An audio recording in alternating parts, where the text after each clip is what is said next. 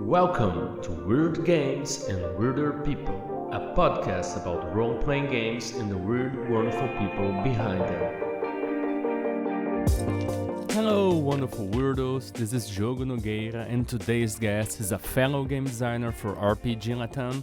I'm talking about Irvin Morales. He's a game designer, event organizer. He's the one behind Roll Per Second. He's the co-CEO of KoboldCon. But before we get into that, I have a few announcements. I am actually traveling this week on the United States. I went to Game On Expo last week, and I will be on GaryCon on March 23rd to 25th. So if you're around, look for me. Let's talk weird, let's play games.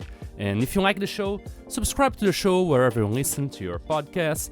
Leave us a review, share with your friends, support the show. I'm looking for links on the show notes where you can support the show, pay us a coffee, buy one of my games, I don't know. And let's get back to Irvin Morales. We talked about his journey as a player, as an event organizer, how he became a store owner, and how he started making games, becoming a game designer. His goal is to make games and tabletop RPG more accessible at Mexico. We talked about the harsh realities of tabletop RPG in LATAM. We talked about the role of conventions, how important it is to promote indie tabletop RPG in our communities. We talked about influences, stuff that we love. And we talked about gaming creators and RPGLATAM. It was a great chat, very enriching. If you'd like to know a little bit more about the community in Brazil and Mexico, this is a great episode, so I hope you enjoy it as much as we did. So let's get weird with Irvin Morales. Hey Irvin, well, first of all, how do I say your name properly? Irvin, Arvin. Oh, How do okay. you say it there? It's kind of weird. I know that. Here in Mexico, we pronounce it Irvin. Irvin. Okay. Irvin. Yeah, it's kind of Yeah. weird, right? But I have seen very on a very different places that they write it and pronounce it Irwin. Oh yeah. So I don't know. My parents are crazy. I don't know why they actually name it like that. Yeah. And I mean, even probably in Mexico, depending on where you live, people would say your name different too, right? At Yeah, least here in yeah. Brazil, like depending on where people live, they will say my name completely different, and it's all kind of correct, right? So when I travel abroad and people, oh, I can't pronounce your name right, like no one can pronounce my name right, not even the people who live in my country. So I it's know, fine. I know, because it's funny. Everyone here call me Earwing, and my name is right. It's right it's right the correct way. So it's weird, but it's fine. I just let them do it. Yeah, well, I will do my best. It's Irvin, right? There you go. That's Yeah, awesome. Thank you, Diogo. yeah. Thank you. I'll do my best to remember. So we were talking about how we were, and we're talking about uh, it's being kind of. We were just having breakfast, and it's Saturday. We're recording, and I asked you if you went out last night, if you got some place, and we're talking. You're playing, right? You're running a game. What were you running, Yeah. my friend? So last night I was running Keep on the Borderlands, this classic adventure Oh for yeah, D&D. I was running it with Dungeon Crack Classics, which I really, really, really love, for this group nice. of new Yeah, people. So it's amazing every time that you get new players, their expressions, how they feel and explore the game. It's a very unique and really interesting way, right? Because time passes and you get more experience, and many people start to focus on different parts of the game, mainly yeah, mechanical ways, right? Like experience and yeah. stuff. But when you And got new take everything for players, granted, right? They, yeah, as we say, yeah, like taking things for granted, and this is yeah, see kind of in its own way, even for like old players, tries to do exactly that, make fantasy fantastic again, right? And and yeah, and and beginning with that, it's gonna be like a ride. They were first time wrong players, like didn't play any other games, any other role playing games? No, this is their first time, like ever, right? Wow, great start. So Yeah. yeah, I mean, I like the feeling of discovery and exploration that they actually get the first time they're exploring outside the cave and searching for the caves of chaos, and I'm Yeah. crawling the hell out of this, right? So we're going hex crawling, doing all this stuff like checking out food and water and trying to see how we're gonna climb this mountain which just crossed our path, and all these little parts make a really really fun game, right? So they're not worried about, oh, I want to get more XP or whatever, it's like the adventure is actually the fun part. Yeah, and sounds great. Where were you playing? Like you were playing at store introducing, or were those friends that you played at your home or home of any of your friends? Or do you Mm, do this kind of introduction to new players in kind of regular basis somewhere?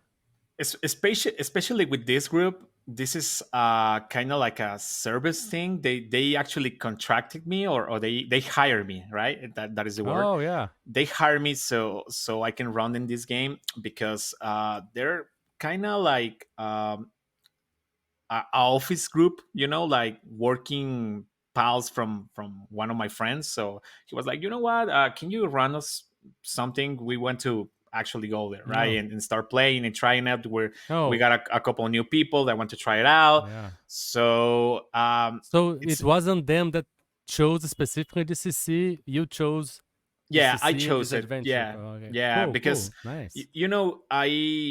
I feel like there's this part, you're actually running this game, you're putting all your time there, you're working all these little things so you can have this amazing game.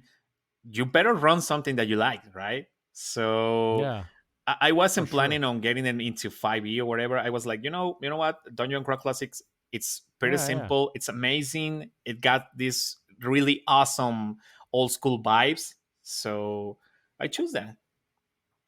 Nice. And uh, what I like to ask you now is maybe the wonderful weirdos out there might not know who Irvin Morales is, or maybe I'd just like to ask you in your own words, who is Irvin, and what is that you do, and if you can share just a small weird detail or habit about yourself, so we get to know you a little bit better. Sure. So basically, I am a game designer, also event organizer, and also a game store owner from Mexico City, where I've been working on tabletop games, not essentially or not especially tabletop RPGs, but tabletops in general, since 2016, if I'm not correct. So it's been a while since I've been on this little world, right? On tabletops and on Mexico, which is weird because here in Mexico, no many people play board games. There's some kind of luxury or something like that. So It's it's been, expensive, right? yeah. It's like in Brazil, like a game uh, can cost more than the minimum wage. So Mm. yeah, it is. It is Yeah, a luxury. it's Yeah, it's something that not many people realize, because this kind of thing, it's a luxury, right? you yeah, you you don't make enough money to actually, or not many people make enough money to actually have this kind of pleasure on their homes, right? So I've been trying to actually get games or cheap games to people so they can experience all of this, because it's something that I really love. It's something that I really like, and I want everyone to have the chance to actually try them out, right? yeah. And you said, how did you begin? Did you begin this journey? Of course, as a player, as a referee, and then you became a store owner, or then you began organizing events, or you began designing the games. How the first how the was first this thing. story, and this how tell me a little bit about your weird journey through all of this. Yeah, sure. So the first thing was to actually try to get board games, which is very difficult. At least in 2016, it was very difficult. Even though we are just to the side of USA, it's hard and it's expensive, right? Yeah, So it is the we would, taxes. What is yeah, that makes it most difficult? 'Cause I imagine here shipping kills us. It's yeah, costs yeah. It's sometimes it's much like, more than the shipping. But I would yeah. imagine shipping to Mexico wouldn't be as bad. But what is it the taxes? it's How it's bad it it's the is? taxes, and it's also the shipping, because taxes are like 20 or something more percent from the price. And Okay. also we got international shipping, which is like 30 or $40, even though we are just like Oh yeah. crossing the border. It's It's it's international, not much so cheaper than here. Yeah, it's not much cheaper than. Yeah. I know, or Wow. anything, any other place on Latin America, right? So I started by trying to get some board games, and it was funny because we actually have some friends that cross the Yeah, games. So I it imagine was, that thing. You're crossing the borders to get some board games. yeah, Yeah, we you're could going we like could in be the doing like crossing drugs or whatever. Nah, yeah we're crossing board games, because yeah and we start to actually sell them. We start to actually organize some events so people can come by and just totally free play a couple of board games, and everything start to actually moving on from that part. It was like you put some energy into something, and eventually you're going to have a reaction, right? So yeah it was something very organic, and slowly we start to bring in more games, and more people start coming by to our events, and eventually we don't have any place where to put all these board games, right? So we need to actually rent some kind of place so we can have all these games there. And eventually we have the store, and we're just standing there wondering, huh, it's been now like 3 or 4 years, and now we own a store. That's amazing. And that was the start of the game store, at least, of the friendly local gaming store, right? yeah. That's amazing, and then it's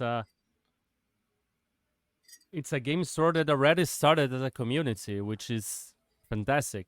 Because sometimes the other way around is really difficult to build, I guess, and Yeah. and so congratulations and you talked about you're running a game for people that hired you.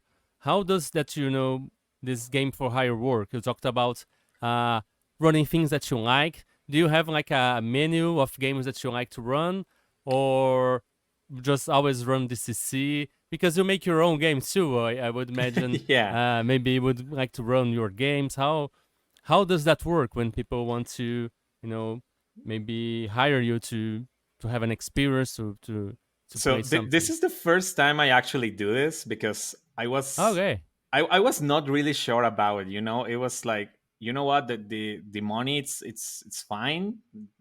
I mean, who doesn't like Yeah. money, right? Yeah, of course. But And it's a performance. It is a work. So yeah, yeah. yeah, that is something that I actually have really in mind. It's a complicated, and it's a complete work, and I know many people do it because they enjoy it. I do it myself too, but I feel like getting new people to the hobby should be an experience of that you have to really really enjoy it. So that is why this is so important for me. Like, it needs to be the right game. I don't want them to play something like 3.5 or something of D&D and be like, I don't want this, right? Like, it's way Yeah. it's 4-hour It's battles or whatever. homework. It's homework or you're playing something. Yeah. Yeah, and I mean, and it's fine if you enjoy it, right? Because gaming Yeah. is for everyone, and everyone enjoys different things, right? But I feel Yeah. like Dungeon Crack Classics feels like a very simple, very visual, very old schooly game, and that's It's that's the straightforward. feeling. Yeah, Yeah. straightforward. It's the right It's time. Thank you. few choices. the choices do matter, they're meaningful, but you don't have like to choose a lot of stuff and spend a lot of time planning and making what part works better with what part. You know, you choose a class and Yeah, roll your ability scores, and let's go, yeah, baby. and It's and that's it. It's like I was searching more for a feeling, like, or for a vibe, not necessarily yeah. like mechanically and everything else. And it's funny, because I actually run another event here on Guadalajara, Mexico, called KoboldCon. This one I do Mm-hmm. it with my partner in crime, which is a mutual friend we have, a very good friend called Hugo Hernandez, or Hugo from The Dead Eye Club.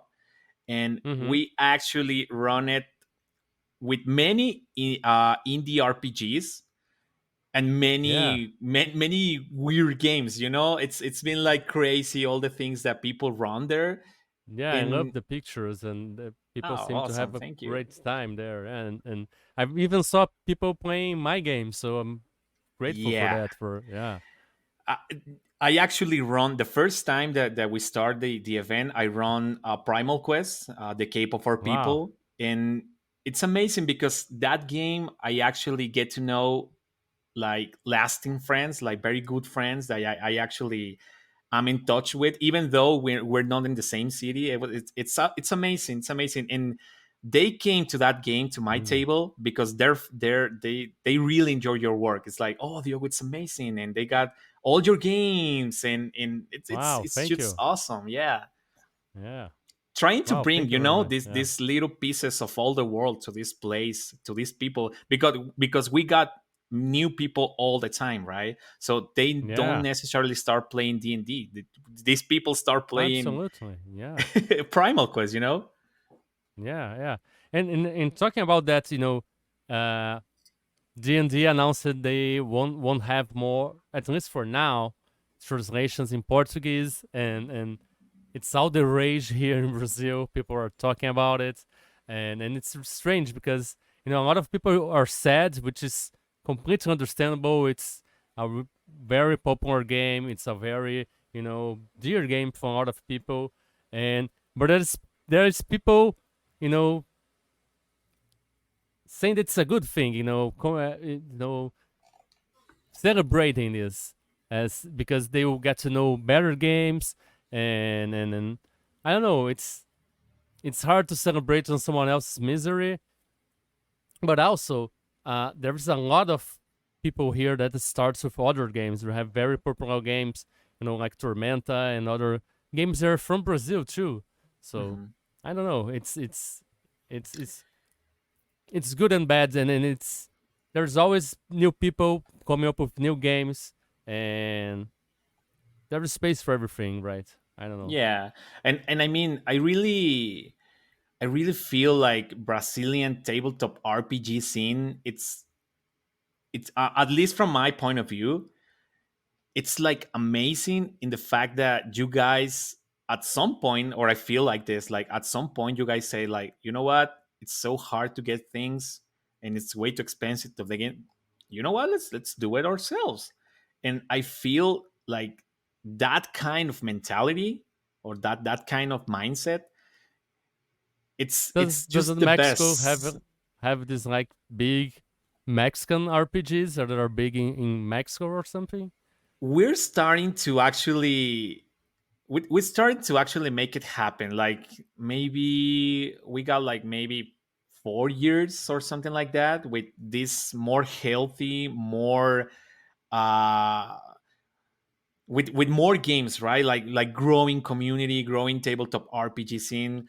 I've been trying to actually get people to not only play but also design, and trying to connect with Mm-hmm. all these other people Yeah, around the world, so we can actually tell them, like, you know what, we're here, we're doing a couple of things, you should check it out, and my friend is doing a couple of things too, and trying to yeah, get the word out. But it's at this point it's kind of small, but we're trying yeah. to grow it out with KoboldCon, and also with my project called Roll Per Second, where I showcase so many indie tabletop RPGs and talk about designing and all this stuff.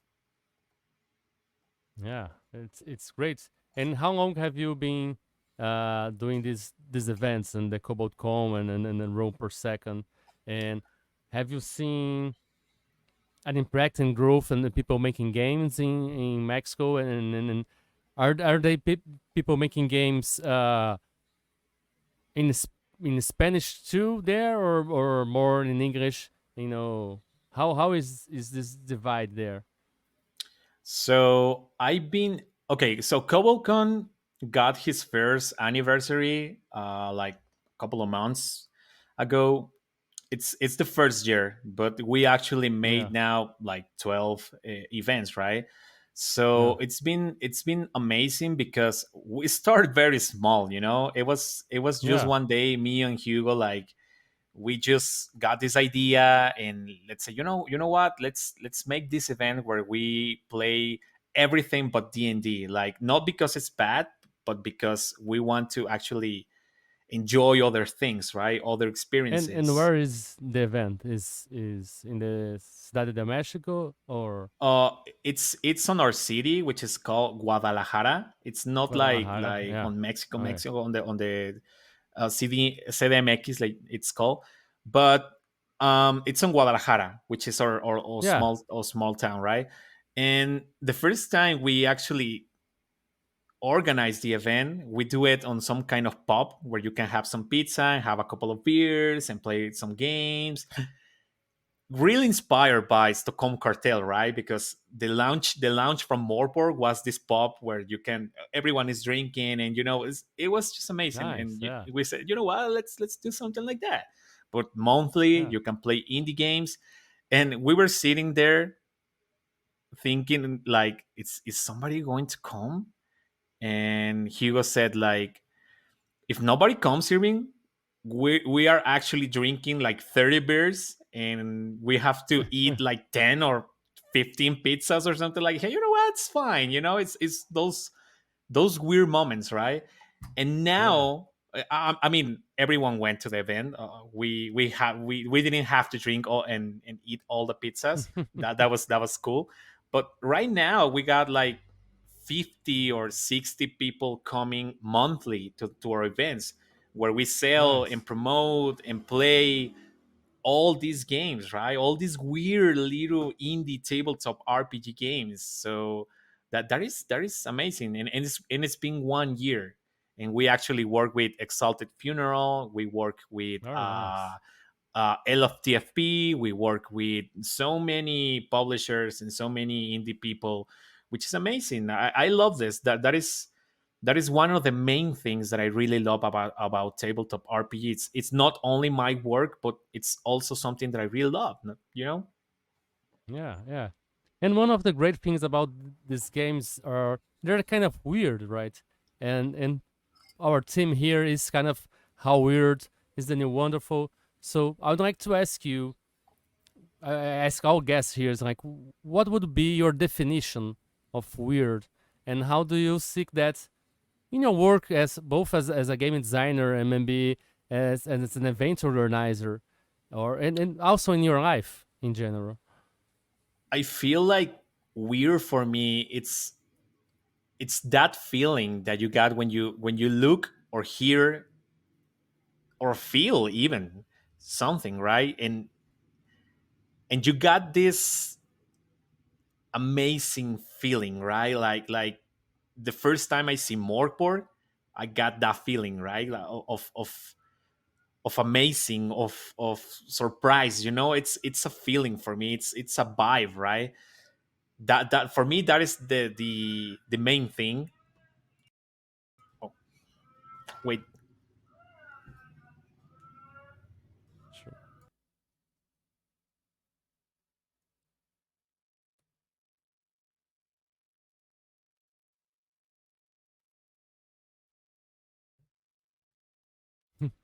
Okay, did you Sure. edit this or? No, yeah, I can edit after. uh, I took Thank notes you. of It's the because time. Mexico's it's very lousy, right? So we got some Yeah. guy coming by selling tacos in his little motorcycle. I mean, this can be part of the show too. I mean, it's Yeah, Mexico, yeah. right? It's part so of the show. so Yeah, for yeah. me, weird, it's kind of a vibe, or this feeling of amazing, of surprise, right? And that's the kind of games, and that's the kind of stuff that I want to put in my games and bring to my store, and actually have people to play and run. Yeah. And do you seek something like that, that kind of feeling and sensation of amazing surprise outside of role playing games and games, maybe in your life or maybe in other hobbies or maybe uh or the kind of work or relationships or places you visit, anything like this? Yeah, because you know what? I feel like to actually bring some freshness into tabletop RPGs or whatever, you have to search outside of them. I mean, searching in them, it's fine, it's cool, but I feel like it's even better if you can go and watch some movies or something like that. Music Yeah, also, right? yeah. Do you have what have you been, searching lately? How have you seen or read or listened to anything that got your attention that was weird enough that made you have weird ideas or take some notes about? Absolutely, absolutely. So I've been I've been watching a lot of Dungeon Mesh. It's called this anime manga about people going into a dungeon and eating everything they found there because they don't have any money to actually get down into the final boss, which is some kind of red dragon or whatever. That I find What's it. the name? It's It's called Dungeon. Dungeon Meshi, I believe, Oh or yeah. Delicious in Dungeon, Oh or yeah. here Maybe. on Mexico they call it Mazmorras y Dragones, which is like dungeons and and I don't know how to pronounce that in English, Yeah. but it's a very cool work. Also, I find anime, it's such a great inspiration, right? Because I also love Doro Hidoro. I don't know how Dorohedoro, it's called the anime, and this guy with some kind of lizard face or crocodile face, which is trying to find some kind of meaning about his existence because wizards are experimenting with all these people on this town, and it's just such a weird thing. And there's so many other animes and stuff that you can actually go and get some amazing vibes, or some inspiration for way too many things. And musically, I believe I really enjoy complicated music, like um Well, what some is kind. complicated music? I mean, I've been playing for a while, right? So anything that can What do you be like, play? I play the guitar and also sing. So I Okay. really enjoy all this jazzy and all these like combinations of, I say it like complicated music because it's so hard to play. Oh yeah. um what is it called, like it's like I don't know. I progressive, could only right? like play. like progressive Yeah. metal jazzy I stuff. I could only play power chords, so mine was punk rock, baby. That's it. No It, solos, 3 to 4 minute stops. That's it. I mean, I'm kind of in the same place, right? But I really enjoy this kind of music, and I feel like maybe related to tabletop RPGs is when you know how hard things are to make, you enjoy more when you see them, right? Like again, maybe like Yeah, like Into the Odd or kinda. Primal Quest. They feel so simple, but it's hard to actually pull out something like Oh that. yeah. Yeah. Maybe that's why I kind of like the systems that are like simple, it's on the point, but they are very flexible, and you can do a lot of things. Like kind of punk rock, like the same Yeah, chords, you can do a lot. I don't know. yeah. You I can do never thought amazing about things. this. this relationship, but I love it. Yeah. But I mean, there's space for everything. Like, what would you say would be like the progressive, this complicated music in terms of role playing games? Oh, that's a very good question. All right. Yeah. So, And would so you play that? Like, would you enjoy playing that?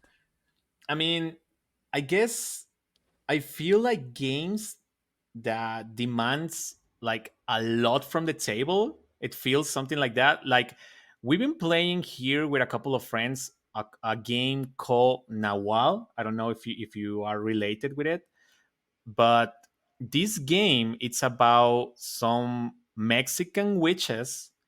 They are called Nawal, which they can turn into animals. They put up some mask and they can turn into animals. So this game it's about urban fantasy, Mexican fantasy or something like that. And Cool. it's play and it got all these Latin vibes, all these Mexican vibes. It's powered by the apocalypse, which is not very difficult to play, but the feeling or the creation of the fantasy, urban Mexican fantasy, it's kind of complicated, right? It feels like you should be constantly creating, evolving, and also interpreting your character all at the same time, every person on the table. So if it You feels have to like be it's some very kind of, committed, right? yeah, it feels like a very demanding game, and I feel it's like that because D&D feels like more punk rock. Like you go somewhere, so Yeah. some It's place, do play. something, Yeah. something happens, that's it, and you keep Yeah. repeating, repeating, repeating, Yeah. repeating, right? It's more casual in a way, right? Yeah, Yeah. yeah, totally. Yeah, I understand. Yeah, yeah.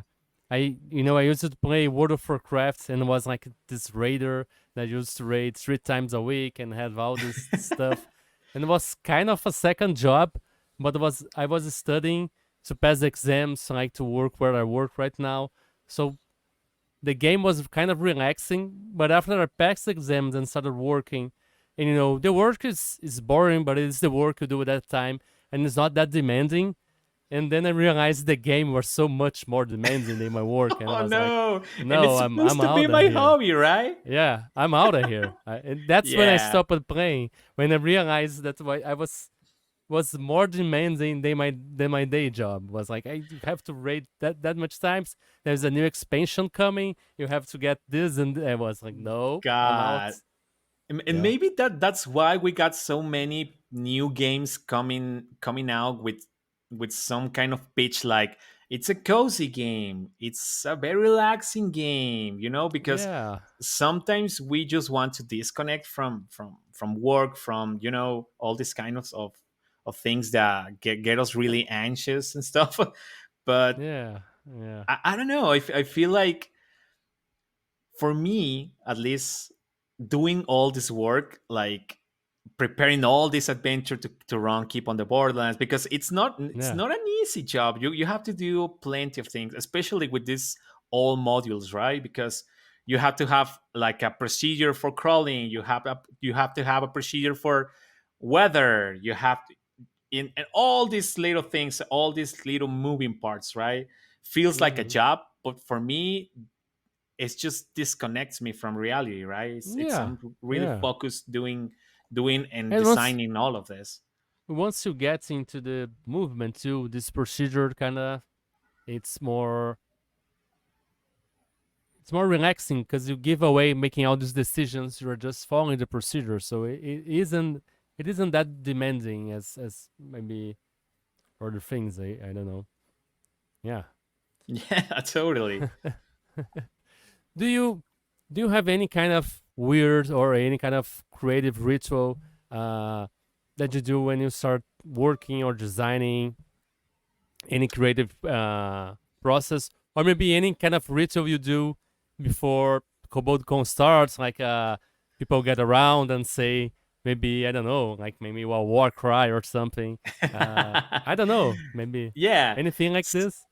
So yeah, totally. So when we're actually getting Cobalt together, we get early there to the place, and we start, just organizing all the stuff, putting all the books out. We actually have a couple of beers before, so we can relax and have Yeah. a couple of laughs, loft, yeah. And Yeah. it's basically some kind of pre-warm, because it's funny because it is kind of contrasting, because when the event is over, we have another meeting which is kind of like post conversation about all the games and all the things that you cannot talk with regular people, maybe like all this gamey stuff, like rules and procedures, and what do you like about this game that you play. So it's amazing how you start like with a conversation with a couple of friends with a couple of beers talking about games, and you finish with more conversation, more beers, and more profound procedural and mechanical stuff, right? Things that you cannot Yeah. talk with, like maybe your coworker or something like that. It's the only Yeah. time in the month where you can actually have a meaningful conversation with like-minded people, right? So that is kind of a ritual, starting like that and finishing like that, at least on KoboldCon, right? That's great, and it is something I wish I had more regular here. Like we sometimes do here, like we meet some friends and we're playing, and we're now playtesting a friend of mine's games called Northlands, which is kind of this Viking mythology, but it was a really weird interpretation of it. Uh, but having these conventions with more people and having this conversation afterwards reminds a talk we had also with Richard Huane, uh, Mm. who talked about writing sprints. Would be Mm. like scheduling maybe for a couple of friends of game designers to meet someplace and write for like half an hour, and then talk about that writing and having this ritual. At least guaranteeing you will write something on that week, and that you will be talking to like-minded people like your tribe and engaging in these conversations, and I think that's very healthy, right? And Yeah. having this regular meetings and talking about that. But I have one curiosity. Like, as you mentioned, you talk and you kind of drink beers too, and you talk more about gaming. And my question would be, as the time passes and gets later, and you drink a little more beers, those that conversations starting getting a little more weird, and talking about the metaphysical. Like sometimes it derives too. And does have this ever happen in like a post-con conversation as you start to reflect I on the guess it, day? it does, because and so many people start sharing more about them, like what they believe, what they feel, and how they feel about their surroundings and their world, and it it gets very deep. I mean, it's not just rules, but that is the kind of thing that I really like, because Yeah, this makes you grow in so many things, in so many ways, right? Like a and really person. connect, right? Yeah, Really and connect to these other it really people. connects with all the community there. So I feel like this ritual, these conversations that we have constantly, monthly on these events, make us grow closer to each other, which is for me a very important part of a community, because I want that. I want to do my part so my community is healthy and it's close with each other, right? Like we're brothers and Yeah, sisters of battle.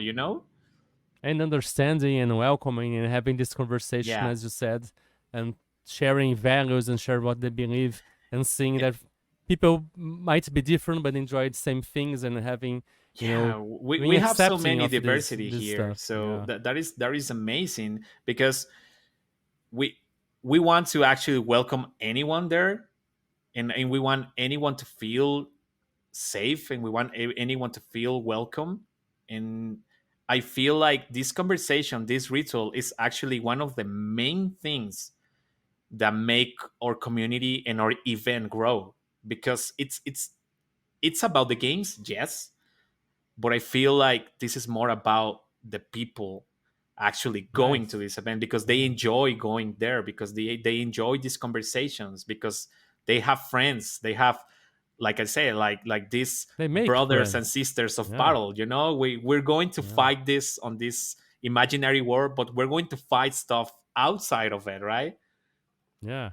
And are these meeting, these post-con meetings open to the people that just attended the con, or just the people that organize it? It's like everybody that's went to the con can just stay there and hang out and yeah. Everybody. It's funny because last event we got a couple of very young people, like 15 or 16, a couple of guys, and it was their first time playing tabletop RPGs, but it was also the first time hanging out with a group, and we try to Yeah. be very mindful and very respectful of young people, right? But they're like Right. they might feel like I don't know how to actually approach anybody, and we Yeah. try to be It can very be welcoming, scary. like Yeah. yeah, this grown Yeah. up guy is just laughing Yeah. out and talking about Yeah. metaphysics or whatever, and it's like, Yeah. hey, come here, and you try to actually uh, join them in the conversations, or talk about them about how they feel about their game, what they like, and stuff like that, right? So we try to welcome everyone and anyone into the our conversations or games and stuff like that. Nice. And have you ever had, you talked about having very young players there. Have you ever had case of the elderly, the more older people went into the events to get to know role playing games or anything like this? Yeah, I mean, the thing is, it's a weird combination of people from many ages. Like, we got very very veteran, very, I don't want to say old, but um Well, I'm old. I I'm mean, I gonna be feel like I'm 40, old so too, yeah, right?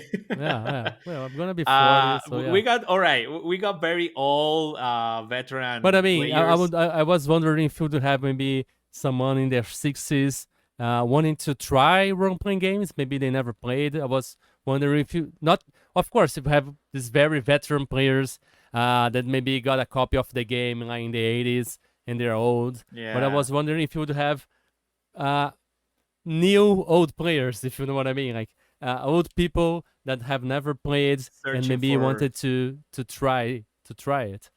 yeah. We have and this was a whole family. They Wow. actually went there, like the dad and the mom wanted to try tabletop RPGs. They know that they existed, but they haven't tried them, like, never, right? Yeah, yeah. It So was they were illegal they back were then. Yeah. yeah, right. Yeah. I mean, it was hard to get things, and it Yeah. was even harder to play them because we have this Yeah. whole satanic panning stuff, and Yeah. also here in How was that in Mexico, Mexico? How was that it in was Mexico? it was hard. It was hard because we, at least this is something that happened to me. We got this old lady from my neighborhood, like, printing some kind of flyer or something like that actually said, like, oh, Pokemon Yeah. and Dragon Ball Z dice and board games are from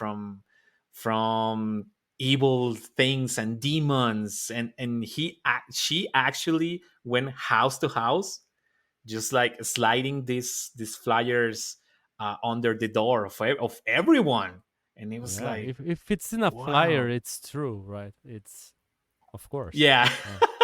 I mean, on that time, people actually believe Yeah. that, right? If Because it's someone like, printed it, it's because yeah, somebody it print this, somebody yeah, print this, and yeah. and have Yeah, the it trouble to had come door by door, yeah. sliding them down. It It might be had true, right? this yeah, someone must have approved this because otherwise it wouldn't because yeah, but a long time ago we had this impression that it was printed, It it's was valid, real. but yeah. Yeah. Yeah, so they They came to the event because they always wanted to try it out. They didn't meet anybody who knows actually how to play. They didn't know anything. So they were like, you know what? Maybe it's time to actually try this out. Bring the kids to the car. We're going to the KoboldCon. Let's see what's going on with this thing, right? And they enjoy it. They came out really Nice. happy, and they actually buy a couple of rule Cool. books and stuff. Yeah, That's it awesome. was it Yeah. was awesome because Yeah. they can share this with their kids. And for me, I got a little one too. It's 7 years now. We we really really really want to try this out like a family, but seeing other people doing it right gives me really hope, because I'm really afraid that I got this kind of like Star Wars that issue where I really want him to play tabletop RPGs, but I don't want Yeah. him to hate him, So I'm just waiting on the right point to actually Yeah. bring him to play. I don't know if this happens to you, but Does does he see you playing? Does he see you yeah, talk about it and get excited about it? yeah. He was actually asking me this morning where we're having breakfast, and he's like, "Oh, hey, how did it go? Did they enjoy your game that you're actually playing with your friends?" Because Yeah. he knows like it's kind of like my job to make these Yeah. games and play these games. But he's interested, right? I just Yeah. I just don't want to bring him too early. So he's like, I don't know, I don't like this, because it happens, right? Like the Star Wars Yeah. issue that it's you want him so bad to actually enjoy this that they But they it's just hate it. phases too, right? It's phases Yeah. too because I I don't know. I gave a set of dice to my son when he was like 3 years old or something. Like Oh this God. this big foam dice, and he would play with it. Oh, He would say me cool. playing with it. But then I think he was 4 or 5. I gave him an actual set of dice, and he just said, "I don't want this." You That know, must be heartbreaking, as Diogo, yeah, right? as I was giving him as I don't know. It was one of the I gave other presents too, but one of the presents was a day. I don't know if it was Christmas or his birthday, but I don't want this. You like this? I don't. And I was like, okay, it's fine, you know. But he enjoys like story cubes, like the Terran stories. But Awesome. it's kind of phases. Sometimes we play with this a lot, and but sometimes I know I don't want to. But he actually started playing role playing games about 5 or 6 years old. Awesome. Uh, that game I made, Lost in the Fantasy World, I like the system I made playing with him. Not exactly the setting.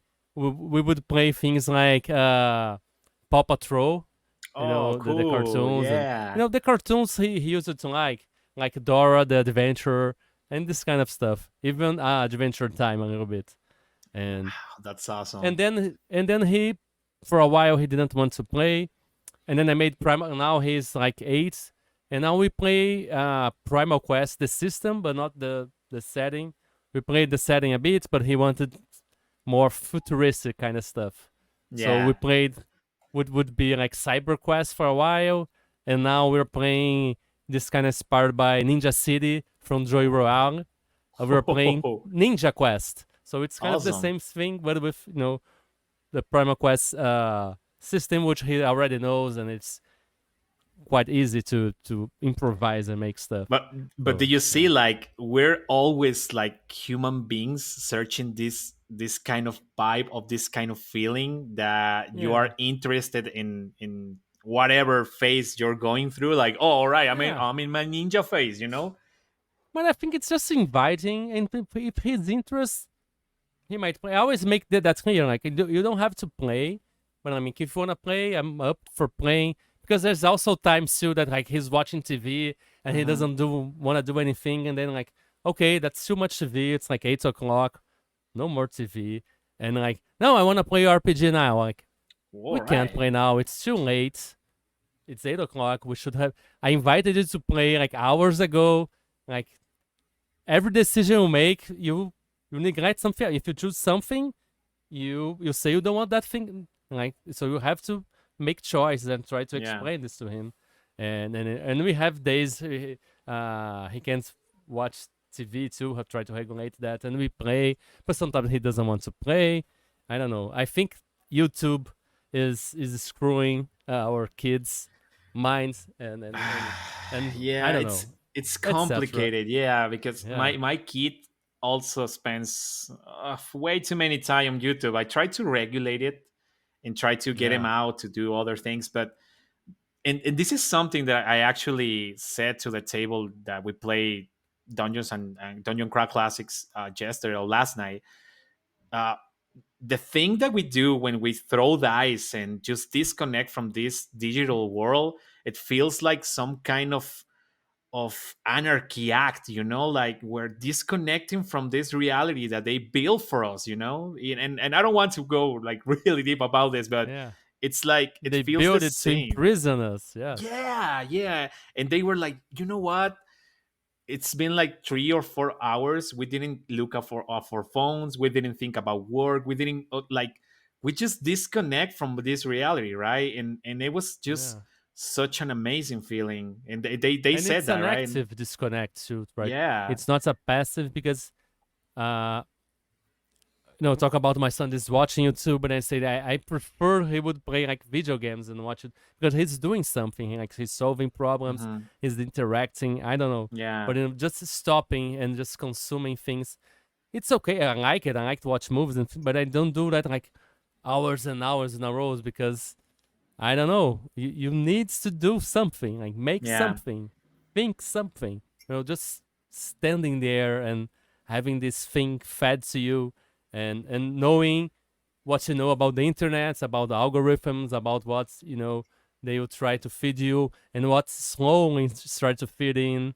Uh, Gaming, especially like gaming, because he watches Minecraft and a little bit of other games, and I Oh, know what's up gamers with can. horror games and kids, Diogo? What is up with that? Because my kid also see a lot of horror related video Yeah, game stuff. It's like what? yeah, I love horror. Like, don't get me wrong, right? But yeah. are you guys too young for that kind of a monster with Well, so many fangs and stuff? to be fair, I always, as a kid, had this macabre imagination. I always dreamed about skeletons and monsters, and my kid is the same. He has nightmares since he was a kid. He's very afraid. I also was very scared kid. Like my parents, we lived in a house that had a long hallway to get to my room, and had a Oof. mirror like in the middle of the hallway. And it always had these stories about going to the mirror and say, "Oh, I killed Blood Mary" or something like this, and you Yeah. repeat this 2 times, and something would come out. I was so scared of this, so I would Oh, always I would run from the door to my bedroom to the door to the living room. Like if I wanted to go to the living room, I would stand to the door to my bedroom and like do a sprint, like run and get to the and get to the no. living room and the same time. And my kid is kind of the same way, but he watches this terrible stuff and complains about having nightmares. And why why are you watching this crap? If you don't want to have nightmares, stop watching this. Go watch. Go watch. I don't know, Dragon Ball. Go watch Yeah. Adventure. Go watch any cartoon that he would watch a lot of cartoons and would draw and would And now it's YouTube and Minecraft and this horrible stuff. And I don't know. And one thing that I'm afraid too is that this gaming community, there's always bad stuff, bad actor stuff slipping in, like this kind of, right, this very aggressive, Yeah. No, sexist stuff yeah, that I I see understand creeping in a totally. little bit, and I have to remind you, this is stuff, because I don't know, it slowly sips in, and I'm out because you hear these stories. Oh, I lost my kids to the far right or the QAnon. I'm like, I don't know. I don't want my kids to become No. one nuts and flat earther because this guy from Minecraft start talking. I don't know. Yeah, it's yeah, no, I scary. totally understand. Yeah, it's Yeah, scary stuff, right? Because it's very subjective stuff. So, and this yeah. happens to like not only kids, they are the more vulnerable, but the world in general, right? Oh And we yeah. want Oh, it's to, happened to my father. My father is a complete YouTube nut, but it is what it is. yeah. Yeah. Have you? Let's talk about something else before that. We were talking about the influence sometime before, and I always say that I draw a lot from my childhood. And what I like to ask you is that if you identify any place from your life or from the things that you like, from any subculture where you see yourself constantly drawing ideas from. Uh, do you have anything like this? Maybe a period in time, or a genre of fiction, or a style of game? Anything like this? Well, I believe like there's so many places, right? Like I really try to I really try to watch, I really try to hear, I really try to be in places that actually make me grow in so many ways. Like we talk maybe on the KoboldCon stuff, but it's very important like that you actually consume and being in contact with stuff that you actually feel that you like or feel like they're good. So I try to Yeah. read a lot. I try to watch a lot of It's the movies. phrase that says be interested to be interesting, right? You have to Yeah, to yeah, because being that is what immersed it in actually this. Yeah. drives us, right? Like it's that feeling of needing to know things. So I really enjoy really enjoy many philosophies from tabletop RPGs. Maybe like that, there's a couple of ones like the GNS and stuff. And I know many of these people who writes them on another time and on another kind of a mindset that is not like the modern one. But you can find so many different ideas that are good ideas that you can actually bring Yeah. to your work, Yeah. I either think as instead of organizer or yeah. go ahead. Sorry. So I think instead of saying a lot of these theories of RPG when they were proposed, like the GNS or maybe even like the OSR Yeah, philosophy and other style of games, people see them as like this is mandatory, this is the absolute way of doing things. And I think it's way healthier to see them as maybe tools or lenses for how you can see the hobby, and you can get all of those philosophies and examine the same game through all of them and see which works and which not, because there's different games for different people, and these philosophies uh they don't work for all games or all ways to do them, but they if you apply them and see which work for which game, you can learn a lot about game design, right? but that is the point, right? Because Yeah, getting reading some kind of philosophy, just it's just a point of view, right?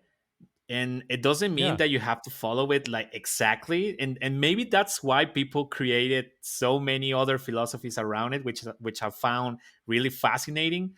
Like maybe New School Revolution, it's like yeah, OSR, but we do what we want to, whatever, right? Like yeah, that, I feel that is amazing. But the point here is, even though you can have a rule book, you can have philosophy, you can have like whatever, you don't have to follow it exactly like it is. You can take whatever you really like and whatever you want and modify it and run it, because that's what about tabletop RPGs are for me. Like they are about creating stuff that you like. So why would you play something yeah, that you don't like? Why would you do something yeah. that you don't like, right?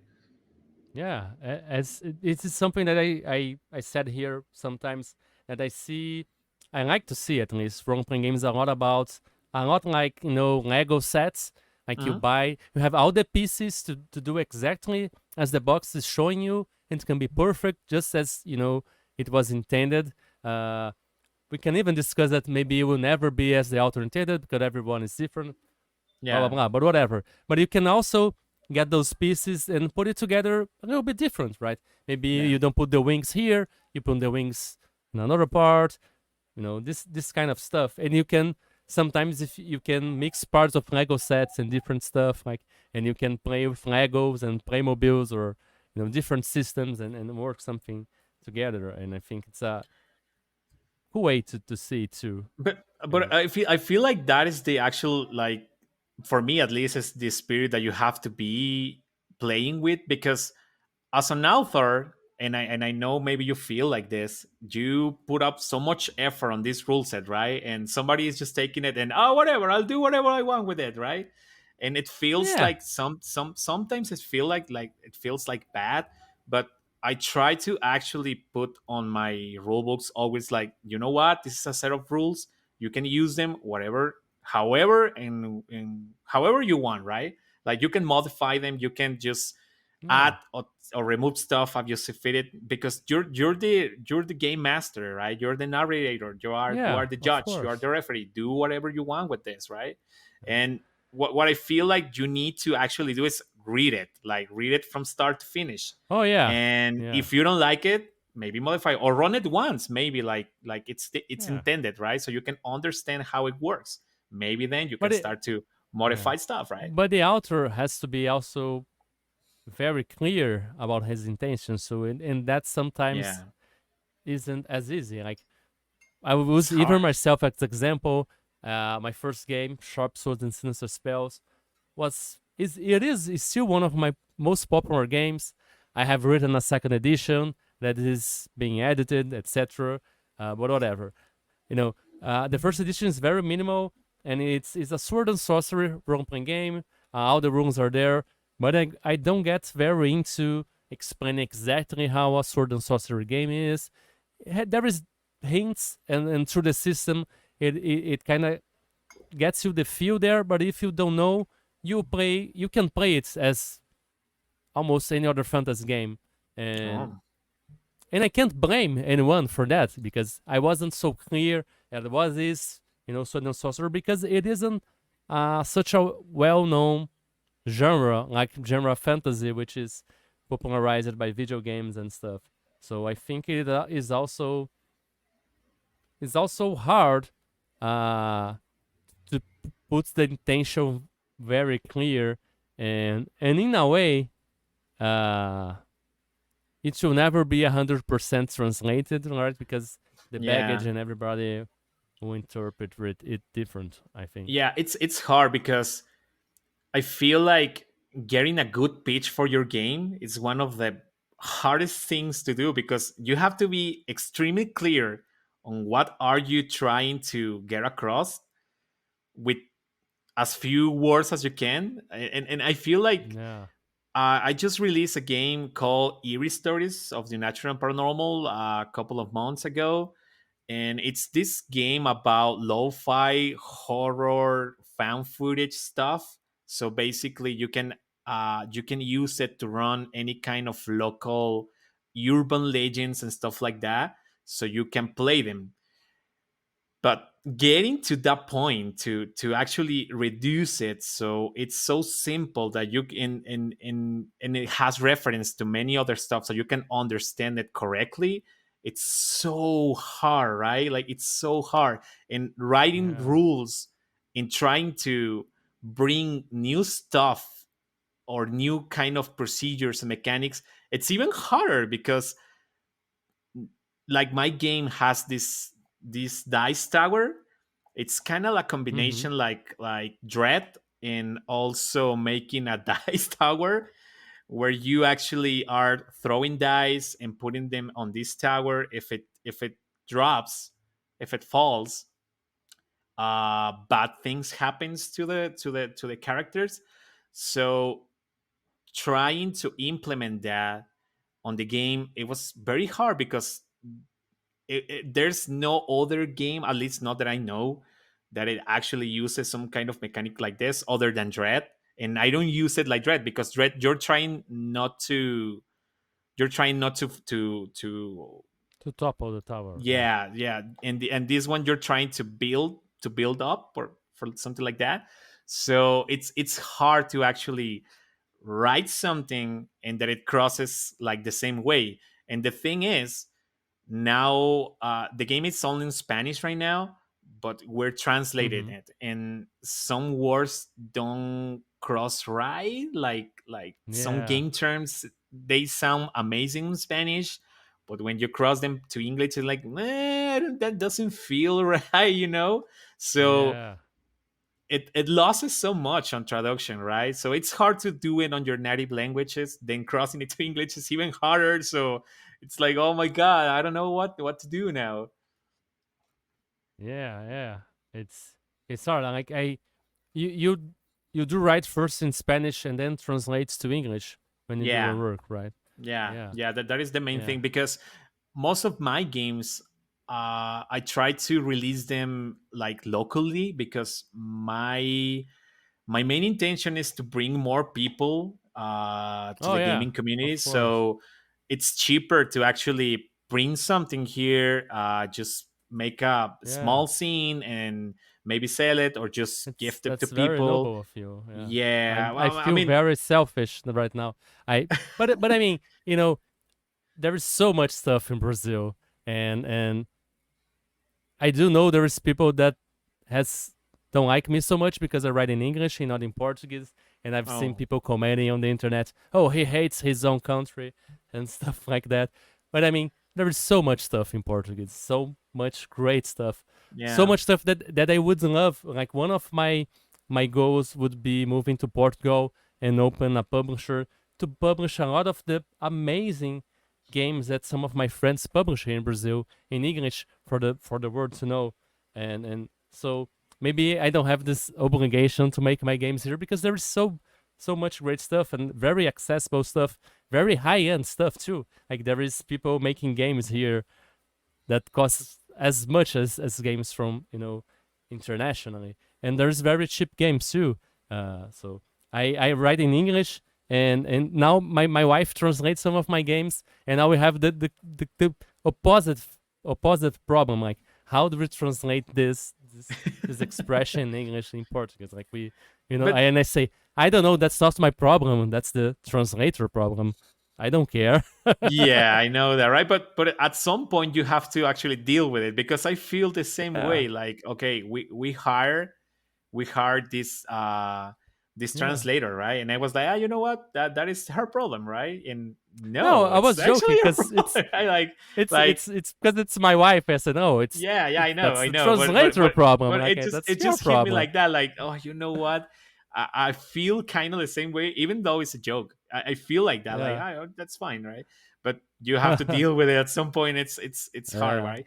But I feel like what you do is actually, for me and for many other people that I know, it's like the dream job, right? Because we keep doing this because we love to, and we try to get a living out of it, and it's hard, and it's harder on yeah. Mexico I or don't live even out Latin of America. this. I don't No, live out of that. I have a day I job. bel Yeah, I feel, well, yeah, maybe I thought you actually are full yeah. time game designer, I but wish. I wish. oh god, Yeah, I wish too. We're trying, yeah, it's like yeah, it's like yeah. I believe, like, you only write like on my dream job, right? That you just sit down and write something and get rich, but it doesn't work like that. You Yeah, have to yeah. actually do many things. So that's Oh why yeah, here, we're yeah, selling books. We're also running pay gaming tables, or pay like higher stuff, like, I don't know how to say it, yeah. like It's getting very hard. contracted, Like right? we see these amazing games and these people that we talk about and hang out making millions of dollars on Kickstarters, but that's very rare, right? That Yeah, doesn't happen to everyone, and that doesn't mean like that those people are only the people that have they are only the good games. No, there's yeah, amazing stuff, but it's a lot of luck. It has a lot of really well crafted stuff and marketing stuff. But yeah, I don't expect at all to ever get rich with role playing games. I would love to live of it. I was planning to do it uh, when stuff happening in life, and the money I would make with RPGs, at least right now, wouldn't be able to to cover the expenses we have. So yeah. And that is the thing, because I also talk with so many people on my show, because I also have this show where I interview people and talk about all these philosophies and stuff about tabletop RPGs. And every single person that I know, it's here because they love, like they really love Yeah. this hobby. I Because have to if make you're this. looking for money, Ah. like fast money, or tons of money, Oh yeah. like this is the wrong place to look out for, right? Yeah. But Yeah. many of them And it actually work like full time, maybe with as a publisher, or maybe that's way too many yeah. stuff, right? So I feel like you need to keep working really hard for this, right? Yeah. There is there is this book that I swear by Austin Kleon called Still Like an Artist. And he Oh talks yeah. about, finding a day job that doesn't demand so much to you, that gives you a routine, because it helps you build a habits of writing in the cranes. So that's what I do. Like I use also my job to build a routine and get out and, writing in the spaces I get. So I try to look at it this way. Like the job also allows me to have a life outside of it and see other stuff. It's hard. Like I hated my job for a long while. I still don't like it very much, but I had all this working to like I have to see the small things that I like about this to be able to continue to do this because I was so certain I would drop out and work with RPGs, but yeah. Yeah. Yeah, it's weird also because Do you work we all with games and events, or do you have a day job too? no, right now I don't have a day job. It's been a while since I actually work on something like regular stuff out of tabletop RPGs or board games, right? But Mm-hmm. the Oh yeah, you bad have a thing, store, so yeah. yeah, the bad thing is it's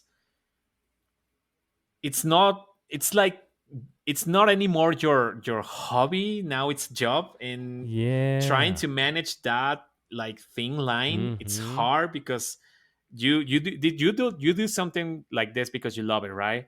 But then Yeah. you have to have this routine about selling stuff and sending it, and just maybe serve to some clients that are not that Yeah. nice. And all that it comes And the to. contracts and the emails Yeah, and the all the deals with legal stuff, distributions, and yeah, yeah, and the yeah. taxes and And yeah. that is the bad thing about working on your hobby, right? It's like it's Yeah. just so different than maybe what you think, because that is something like this dream about a rock star, right? Like I said before, like, oh yeah, I just sit here and write a game and I just make tons of money. And I know that some people actually do it like that, maybe, I don't know. Yeah. But yeah, it's weird. And also, do you remember the RPG summit that we actually attend to from Goodman Yeah, Games? from Goodman Games There's and some Backward amazing Kids. stories there, like, oh yeah, I was just a owner about Yeah. alcoholic store, something like that, and now I'm making tons of money. It's like, oh, what's amazing, wow. Yeah. Yeah. Well, maybe one day we'll get there. Uh, Irving, I would like to ask you something. Uh, I'm not assuming anything. It's a very legitimate question because it does happen here in the city I live. And I know Mexico also has a lot of problems with violence, and you do have a store. So, have you ever had any problems? Here in the city that I live, I people ask protection money and stuff like that. Have you ever had to deal with anything like this for your events in your store? And if you don't want to talk about it, that's all fine. No. I'm really cool talking about it, because this is a reality, right? This is not Yeah, something we can hide or something like that. And I feel like it's good that you bring it up, because, like I said, it's a reality here in Mexico. yeah, in Brazil So too. fortunately, no, because Okay. we're not making like tons of money, right? So the thing is, people who have to deal with this kind of stuff, it's like maybe if you have like some kind of restaurant or something like that, like something fancy and big and Okay. stuff like that, that is the main Uh, places where these kinds of people go and ask for money. Like we Okay. we just too small, too out of the Yeah. radar. Yeah. Like I believe they might just Yeah. laugh at us, right? Like, ah, you guys That's imagine that's stuff and good. throw That's dice. that's Oh, like good in parentheses, like because yeah, in yeah. quotes, because it's So still terrible. fortunately, no, but it's Yeah. a reality. Yeah, it's something that happens, and so many dreams and so many efforts to actually get out of any kind of bad situation you are trying to work hard to earn some money end up in just something really bad, because these people get all your money and you can't pay anymore anything else, you can rent anymore, Yeah. you can And keep you have up to with pay the anything. taxes and you have to pay them. Like you have Also, to pay, yeah, yeah, too. like Like, you have to can deal I with the stop paying government. the government? If I have to pay you, can I just stop paying the government? Because it's one of the other, right? Yeah, and that is hard. So fortunately, It should be no. like this. Like it should be like, well, I'm okay, government, see, I'm paying them, so unless you make me don't need to pay them, you know, that should Yeah, be some, and yeah. it's weird, it's hard, because thinking about government right now, when we were young, when we were very young, and this story goes for all my friends, it's like we didn't have any place to play tabletop RPGs, right? So we were just a bunch of kids, Yeah. so we play on public places like maybe parks and stuff Yeah. like that. I would play Eh, in a McDonald's. I would oh, play, cool, yeah, cool. yeah, public squares like a plaza with no trees, like in those tables where old people would play chess. I would play Yeah, RPGs yeah, and that. Yeah. awesome. Hello, wonderful weirdos. This is Diogo Nogueira again, and today I'd like to talk to you about one of my favorite games, a game that I created. And if you listen to the podcast, I love dinosaurs, and it's called Primal Quest. It is a weird stone and sorcery adventure game. It's a NSR game, which is this game that caters to the old school style of play, but has more modern and more cinematic gameplay adapted to our modern sensibilities. It has adventure with dinosaurs, ancient civilizations, spirity, sorcery, aliens, elder gods, and much, much more. It's very pulpy. It has, a complete rule set, a mini hex scroll, an adventure introductory adventure. You can find it at Exalted Funeral, itch.io, Drive Thru RPG, and your best local game store. And we're releasing more and more stuff for it, so stay tuned and play Primal Quest. So let's get back to the weird with our chat. So here we actually play too on some kind of McDonald's and stuff like that.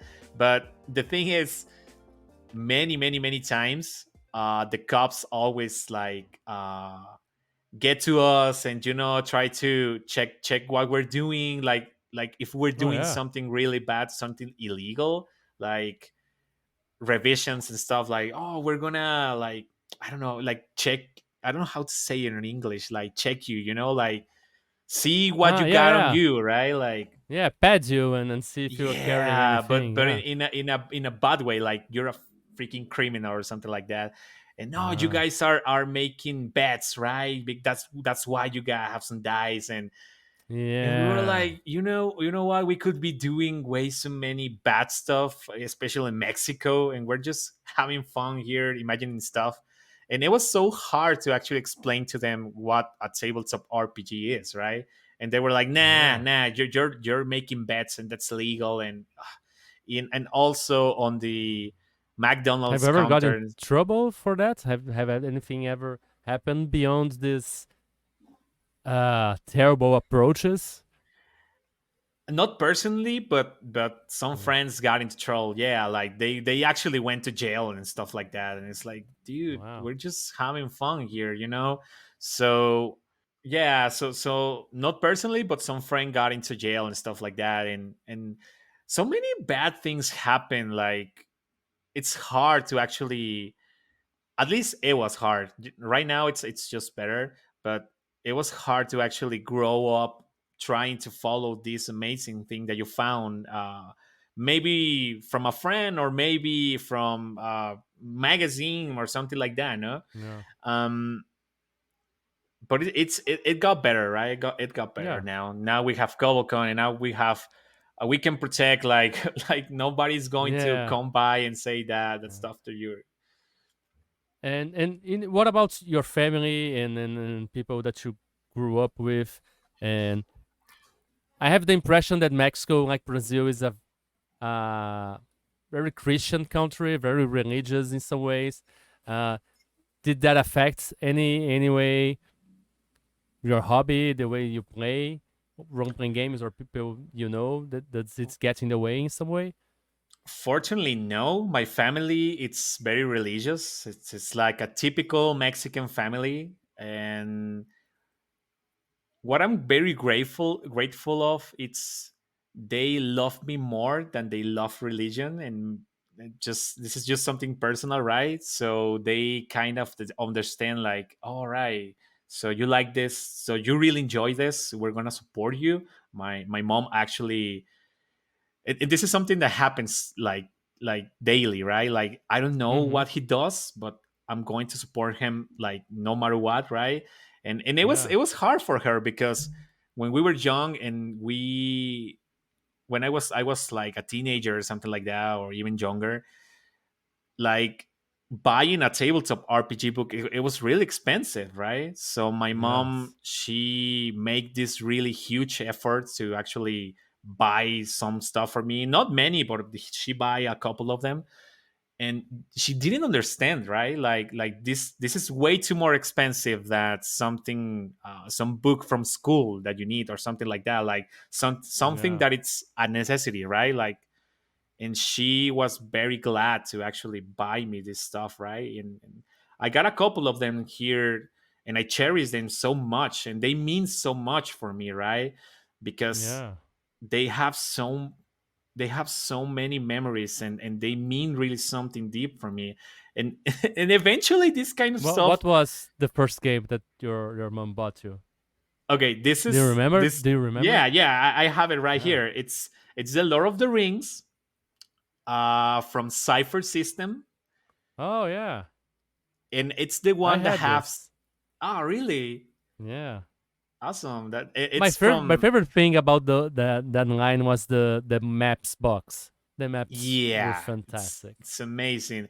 And Yeah. it has like all the Lord of the Rings movie, like photography and art. It's not like Yeah. the old one, right? It's something more newer, Yeah. because I'm Yeah, not yeah. that It old was school, by the right? time of the movies. Yeah, it was the time of Yeah, the yeah. original Lord of the Ring movies. Yeah. And it's fun, Nice. because I love it, like on a sentimental way, but I hate it as mechanically, right? I don't Yeah. like cyber system, Yeah. like it's I wasn't horrible. gonna say anything, but I mean, That's fine. yeah. That's fine. I'm And like so I love I'm a it Demon because, Ring fanboy. I mean, Demon Ring for yeah. me is like the Middle Earth RPG. It does it But so freaking well. it's It's it's like like Zero Engine stuff, or I haven't checked it out. no, It's it's Zero its own Engine, or system. No, oh, it's its own thing. It uses a D12 and only D6s. It's from Tesco Neptalo system. Uh, it it's evokes the feeling of the movie so well. The corruptions and the weakness and the sipping of the shadow and the oppressiveness and the fellowship, the way everyone helps each other and can have each other backs or can sometimes enter in conflict. And combat is very serious business, but it's not complicated. I don't know. awesome. It's one of my formative games that made me see how role playing games can simulate genre and can you know I don't know. It's a fantastic game. I would really recommend. It's like yeah, we had that only Rogue Master, like Lord of the Yeah. Rings role playing game.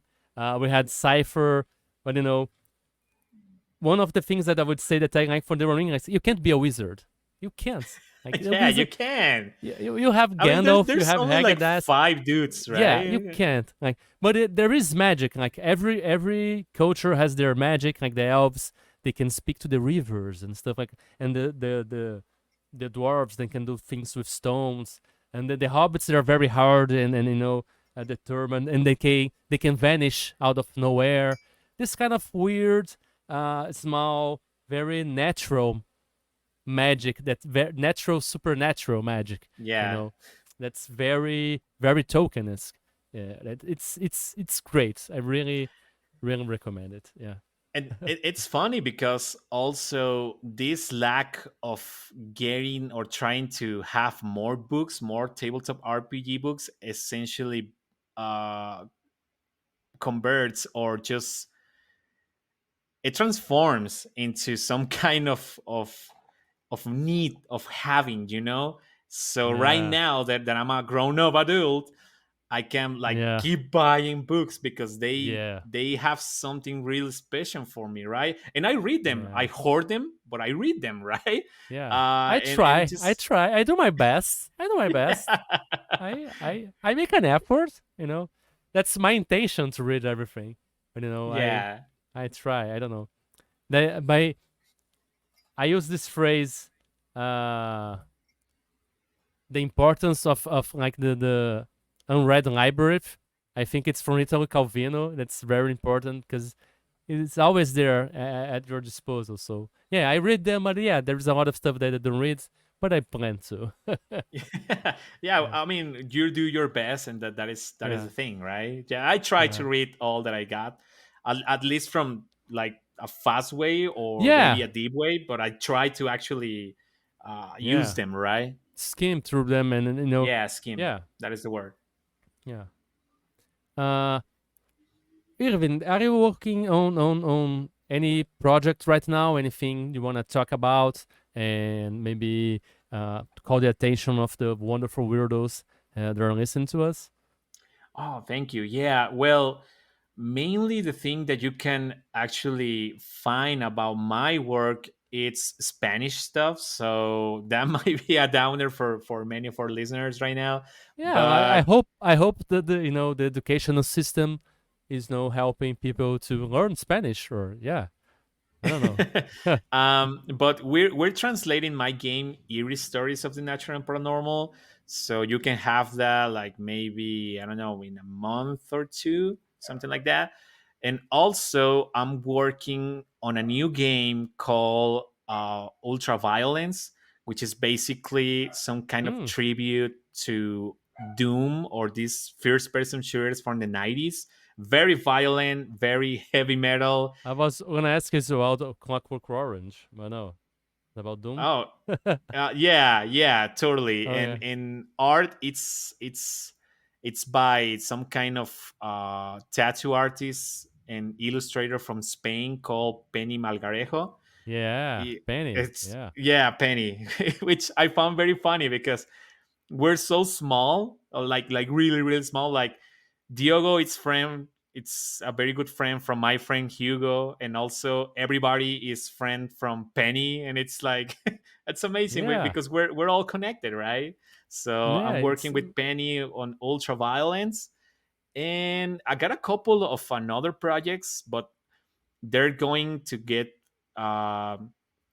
I'm going to write them on Spanish first, and then get it translated and stuff like that. So yeah, I'm working on a couple of projects. I also do podcasting. I also do content creation, and way too many stuff that I can't even yeah, keep up. But I yeah. try. Yeah, and you mentioned, all of this you love doing, of course, but it's kind of your job too, and it gets in this kind of strange way that I love it, but it's work, so I'm getting tired. So, what do you do to get out of this a little bit? Do you have another hobby that maybe it's just for yourself? Uh, any kind of creative thing that's just for you and nobody else? You So I talked about playing try. guitar. Yeah, Did you yeah. do That that? that, Yeah. that, that was what I actually going to mention. Like I try to I try to go to other places that are basically other things, right? Like playing music. I also try to illustrate. I'm horrible at illustrating, like really, really bad, but I enjoy it. So it doesn't matter. I just try to do a couple of pieces. I try to Do you read try a to lot. study? To try to use anything as reference, or to try to practice in a way? Um, illustration or just having I fun with try. it? I took some kind of online course, like something very Yeah, simple, very basic, and it helps me a lot. Like for yeah, me, they do help. illustrations. Yeah, yeah. Yeah, Since I was really young, illustration for me was like magic. Like I can my brain can understand how you guys actually do stuff, right? And yeah, since I took the course, the online course, um, it just put it on a simple way for me to understand, like, oh, but there are basically forms, right? Forms and 3D perspectives and lights and shadows and stuff like yeah, that. I still suck at it, but I really enjoy it, because yeah. It's it's practice. just You so see yourself getting relaxing. better too, right? At least Yeah, if and you that see yourself, if you're doing this like, I'm doing this for 3 4 years, like you clearly see, some kind of, an and at least improvement, same right? thing. Yeah, yeah. Yeah, yeah, me too. Like I see art like pennies, and I see art like Oh your yeah, art, and I see art like all these amazing people. No, even like, are you related with Scrapped Princess art? yeah. I know. Sc- I sc- know. Scrap uh, Princess art. Yeah. okay, okay. I see that, and it's like, yeah, I can do that. It seems easy, right?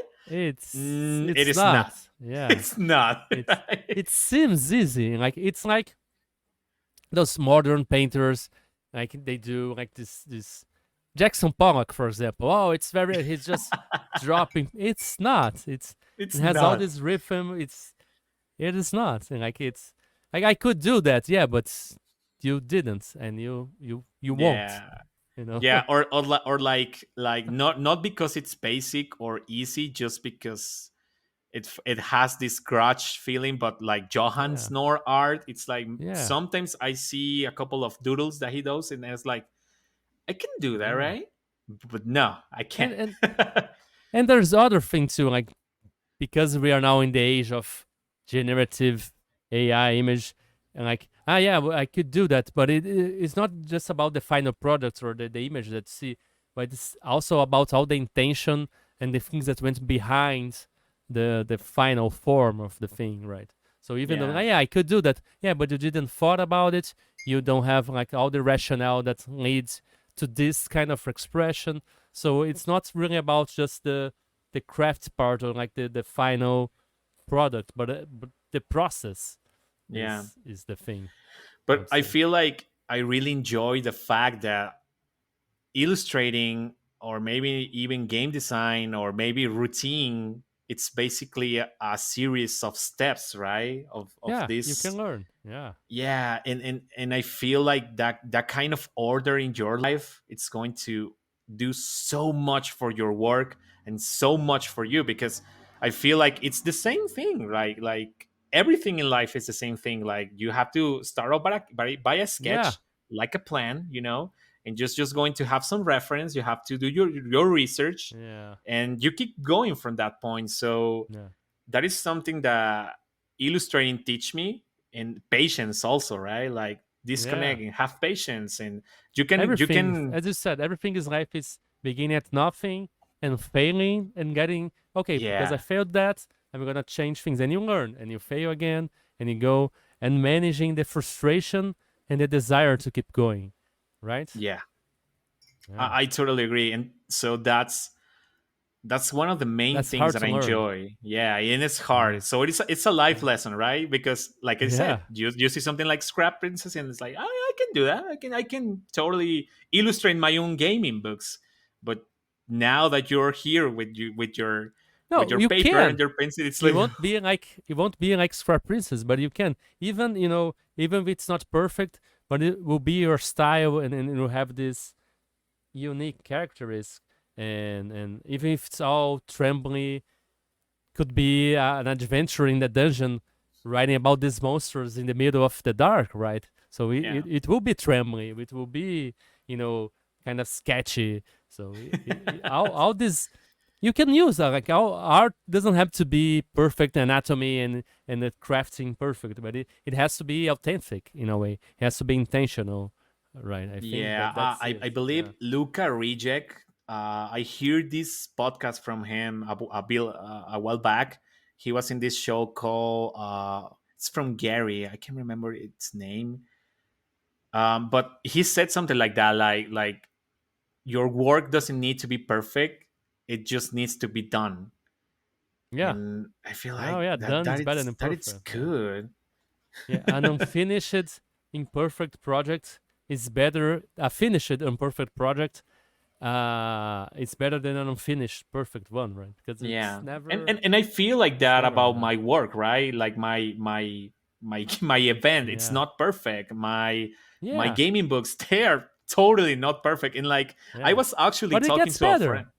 It Yeah, gets I, better over time. I was talking to Yeah. a friend, to the friend that I said that it's actually she's very she likes really much your work, and I was like, oh, you know what, Anya, I'm going to be in this show with Diogo, and I'm so nervous because all of his guests are these amazingly talented people, and I was like, I don't So are feel you. like that, So right? are we all, right? Yeah. So it's like I'm not even perfect, right? But I'm doing No my one part. is. Like Yeah. like I'm Yeah. I'm Yeah. doing what I want to do here on Mexico. I'm doing my little how do you say it, like sand, like my little piece of sand, right, on this Yeah. A grain of sand in grain of in sand. Yeah, in there this you go. beach. Yeah. Yeah. Yeah. Great. And in talking about sand, uh, do you enjoy going to the beach in Ernesto? Do you prefer? Uh, it is winter. Like we were talking, we were hearing, sounds in the street, and I thought, yeah, maybe it's winter, so windows are open here. It's oppressive hot, so the windows are closed. I have air conditioner because otherwise I'm melting here. So, how is it there? Like the sun. What do you do? Uh, Outside of the house? You go to do you prefer the beaches, mountain? You go like the forest? Is there anything you can escape urban life there for a while Yeah, where you live? there's so many options here because you can just travel like an hour or two, and you can, like, okay, like half an hour you can go to a lake called Chapala, which is this beautiful lake where you can have a couple of drinks or just eat some fish and traditional Mexican stuff. You can also travel like 3 hours and go to the beach, a very beautiful beach. We got Do a you? couple of Well, them that's it. here. Like, do you like to go to some of this place? Do you go? Uh, what do you like to do there? Do you travel or anything? So we mainly get out of here like probably most Mexicans, right? It's like you only go out to the beach on certain Yeah, days, like vacations and stuff. It's not something that we do like very yeah, regularly because jobs are hard to actually yeah, leave, right? It's you can leave yeah. your job, and also jobs here in Mexico are very demanding on the fact that and it's But and do you it's like the another. beach? Yeah, I love it. I love it. Okay. Really, see, yeah, I love it. I really enjoy it. I Yeah, wish I it's too could be. sandy for me. Yeah. Really, you enjoy Yeah. it. You Yeah, don't I enjoy it? prefer forests and mountains Yeah. and and rivers, like the sand, and it's too hot and too many people, and like I yeah, no. That Yeah. is that is the thing. I love to go to the beach, but trying to escape when there's not many people there, like out of the Yeah. vacation That's hard. season, Yeah. Yeah. it's hard. That's why I don't, Yeah. I don't go like Yeah. often to the beach, right? And forest, we also have forests here too. So we have some little cabins. I don't know how you pronounce it, like these little houses on the forest that you Oh can yeah. rent out, and it's very peaceful, very very cold, very Yeah. I was coffee and imagine board games. Yeah, I was imagine making a special cabin edition of like KoboldCon Oh in a my forest in god, the that would be cold. amazing! Like yeah, that could Yeah, be yeah, really that really and that's fantastic. an And option. yeah, Yeah, I'm yeah, going to actually write that, and it's like yeah. Diogo's idea of this. It's It would be cabin. cool, yeah. And Yeah, maybe yeah. even camping a little bit because it has a cabin, but you go a little further and camp and play in the nights and then come back. and stay in the house. Could be. I know it's just my imagination. Would be really fun. Uh, Love it. I I don't know. really love it. Yeah. Yeah, it's probably something that we need to actually implement here. uh, Irving, now talking more about personal stuff and maybe weird experiences you might have had. I don't know if you're in a hurry. I know you're an hour and a half, but I'd like to ask you about maybe weird experiences you might have had. Maybe have you ever had any experience with altered states of awareness, maybe through meditation or hypnosis or even the use of psychedelics? And if you do, how did that affect you or inspired So you or made you see reality in a different way? yeah, so I guess I I mean through all my life, I at some point use some kind of I just say substance or whatever, and it's not like they weren't like pleasant experiences for me. Like Oh yeah, I don't know, yeah, I feel like very overwhelming, like sensing all the stuff like it in is. extreme way, you know, like It it's is. very sensitive It can be experience, overwhelming. right? Yeah. Yeah, totally. And also I try to use them trying to stay home, you know, safe and stuff like that, but it feels so hard. Like reality feels so hard that I can actually hear the wind going through my window and going through Yeah. some of the corner of the room and then going under my bed and Wow. having this much sense of your surrounding. It's something really really hard, right? Yeah. So it was overwhelming, overwhelming. Like I didn't enjoy much of my experience with some kind of substances and stuff like that. And I That's feel how you like felt, or did it add a over to anything else, or um oh, not that's not because that was so overwhelming. That's all you could think of. yeah yeah, it was like I couldn't think anything else. I tried to like relax myself and just try to Hmm. stay like calm and stuff, but it was so hard. At the end I didn't Yeah. panic or something like that. I just tried to enjoy it and feel all Yeah. of my body, of my surroundings, of everything, right? But I Yeah. feel like it was too much. I love feeling that the senses are really augmented. So I like feeling the sun on my skin and the Yeah, grass on the foot and this kind of stuff. But maybe for the first time, or maybe if you're more sensitive, that can be, I imagine, can be overwhelming. Yeah, I don't know.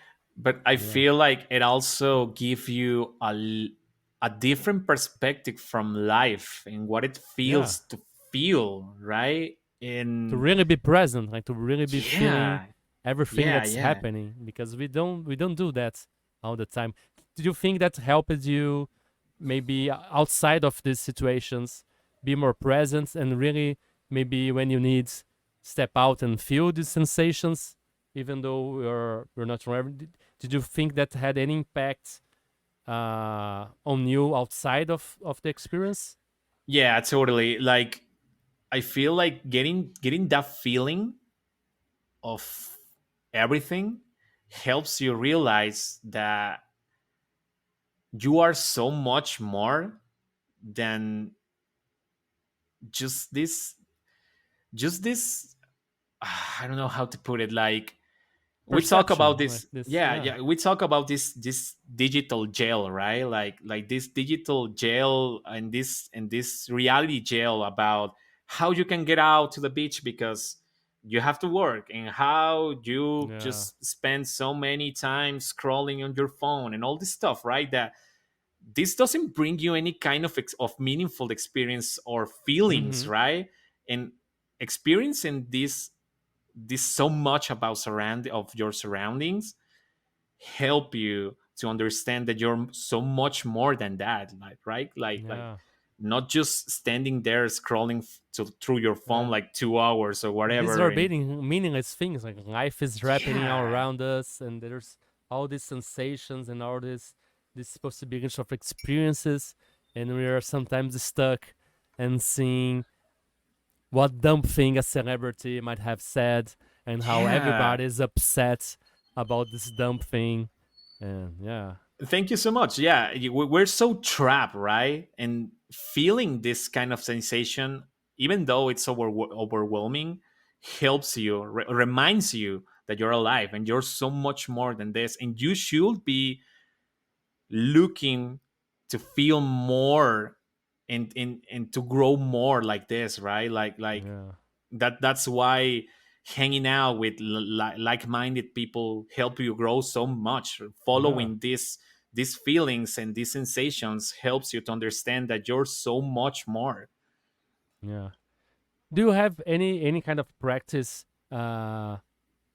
Since we're talking about this, about mindfulness, about trying to be more present, about getting out of this prison, as you said. Do you have you incorporated any kind of habits to help you do that in a more regular basis?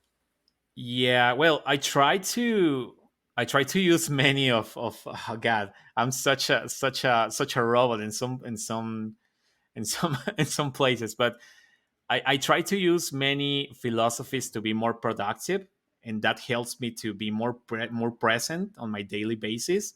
Like I use like Pomodoro techniques, and I use like Kanban to actually plan and work on all my projects and on all my daily life. Like I try to sit down and try to plan out really, really, really well my months. So that helps me a Wow. lot to be present because I, I try to Yeah, I it I helps you tend to knowing what forget. you have to do. Yeah, yeah. Yeah, and that is I my wish I way was of like that. staying Yeah, present.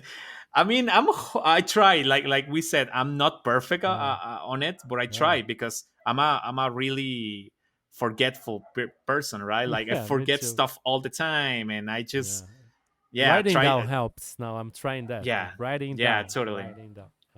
Having a Yeah, diary or something like that, right? Like I have mine, but it's been like months since I write it, right? Because I'm yeah, so busy doing all this stuff. But yeah, when I write back at it, it's like I see all this progress, right? Because maybe yeah. And three you months remember what ago, you're doing. Yeah, yeah, it reminds you also. It helps you to be yeah, present too. Yeah, it's like, yeah, oh, you finish all this stuff, you did yeah. all this stuff, right? And it's Exactly. awesome. Because sometimes you get to, oh, I'm not doing anything. I'm not being, because we're Yeah, creative. sure. Sometimes we get into that. We are asking too much of ourselves. Like, well, I'm not producing enough. I'm not doing enough. Yeah, I'm not doing. I could be doing more. But then you stop, and if you have the red, if you're registering your progress, if you're that's why I like that book about show your work so much. If you're sharing in social media, you don't have even to do a lot of marketing. You're working on something, take a picture and post somewhere, and it kind of looks about marketing. People see your process, learn yeah. a bit from you, but also reminds yourself that yeah, I am working, I'm doing this, I'm not just sitting around and watching Netflix, and kind of helps me chill out a little bit with the self uh this Also, I have a yeah, question for you, Diogo. Now that yeah, you mention it, so I don't know if this happens to you or something like that, but are you not afraid of sharing like your work on process because somebody might just come out and steal whatever they find there or something like that? Because I don't know. I seen it happen here in Mexico with a couple of yeah, designers, and it's like, oh, yeah, okay. I I, don't I know. mean, and still it's such a, I don't know, such a vague word to use it, but because you can steal mechanics and stuff like that, it's like, Yeah, but I don't know. that's what I mean, I'm not so afraid. First of all,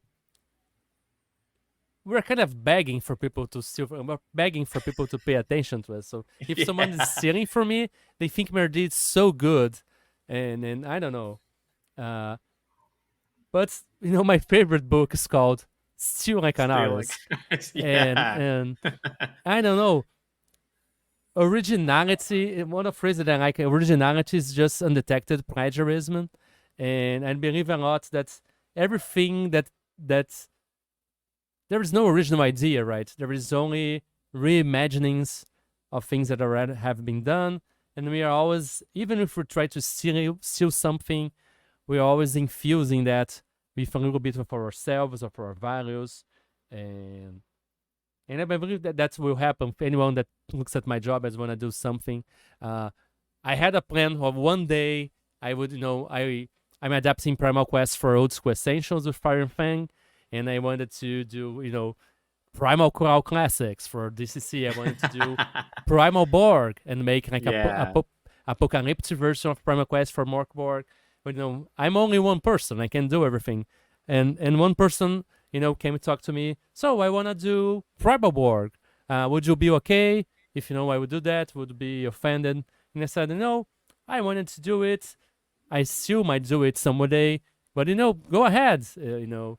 It's just an idea. Like we don't own ideas. Like unless Yeah. they blatantly copy you and then make the art as you did, and it I don't know. I haven't seen that happen yet. Like really, really exactly as you did. So I don't really worry that much. And also because I'm sharing it, yeah, and a lot of people are seeing my ideas since the beginning. I think it ever gets to plagiarism. Uh, this is I'm registering that I'm working on this since this time. So Yeah. I think that And kind of and helps you your case too. If get to the point of saying they stole this from me because you see I'm working this since November yeah. 2015 or something. But do you notice this, that this is kind of like a rule that is not written? Like nobody talks about this rule, right? But when you check out like the credits of any book, you can see way too many times like this is inspired by the works of, and this is something that I do, Yeah, like this is inspired by these yeah. amazing people. Go I check their stole work for so out, many right? people. Yeah, I stole from Yeah, yeah, me too. so many people. I Yeah, do it all the time, and it's some kind of rule that it's not written that everyone follows, at least on tabletop RPG scene, and I love it. Right, like it's yeah, fine if you take somebody something, just mention it, right, or just give it yeah, credit, just like yeah. give it that because it's from them, right? Just don't sell the same thing they're selling. Like if you're taking like Morkborg, you can take pretty much everything from Morkborg, but you can't sell Morkborg. Make something Yeah. of your own with it. You know, I Yeah, think that's that's why it. my Like games are more like frameworks. Like it's not like fate or something generic. It's an experience, an specific experience, but it's kind of like a framework too. So you can take it yeah, off and just do whatever the hell you want with yeah, it. yeah. But essentially, games are kind of math and social structure. They are systems. So even Yeah, if close experience, you can interpret it in other ways, uh, right? So you can like Mark Borg is very specific for this kind of experience, but people are really taking that engine and doing something very different. There are people doing games that are even a little more upbeat and are exploring different kinds of instead of this dread, something more positive too, and working and playing with that. I think you can do that for yeah, I totally almost agree. anything if you're willing to explore that a lot in a way. Yeah. Irvin, one thing that I like to ask you, you talk about religion, you talk about philosophy a lot, and what I ask all guests here is, do you have any religion or do you have any relationship with spirituality or maybe with, philosophy in general, anything that helps you deal with the problems in life, tough situations, tough moments, uh, any I lessons you guess learned and from where you learned them? I guess I don't follow any kind of religion, like at least not to the way they are written. I try to this I try to get the best out of anything that I look, right? And one of the things that I actually get me or hit me really hard on the way I live, on the way I see things, there is this documentary about black metal, something like Norwegian black metal or something like that. Mm-hmm. where the team from this documentary go to interview one person, right? And it's this person, this artist, it's like very controversial because he actually murdered somebody, right? So someone else. It's called Vance Vickern or something like that. I can't remember well. Like I don't really care about the guy, right?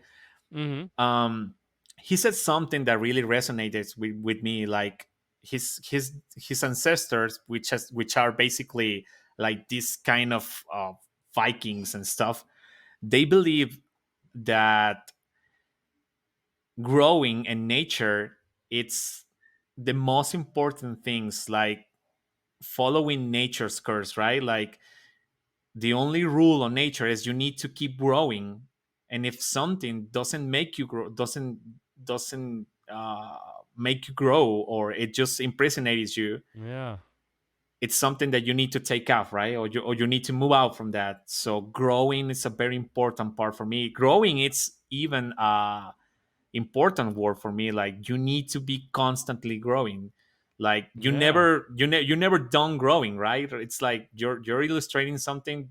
You're never We're going all to get to work the in point to, progress. Yes. yeah, you're never going to get to the point to, oh yeah, I learned all that I have to learn, right? It's like, Yeah. I'm the no, master of role playing games. yeah, I'm the master of tabletop RPGs on Mexico. You're like, Yeah. yeah, but that's only Mexico, Irvin. So what about all the other places in the world, right? Yeah. So you keep growing constantly, right? And this is some Yeah. kind of Nordish philosophy or something like that.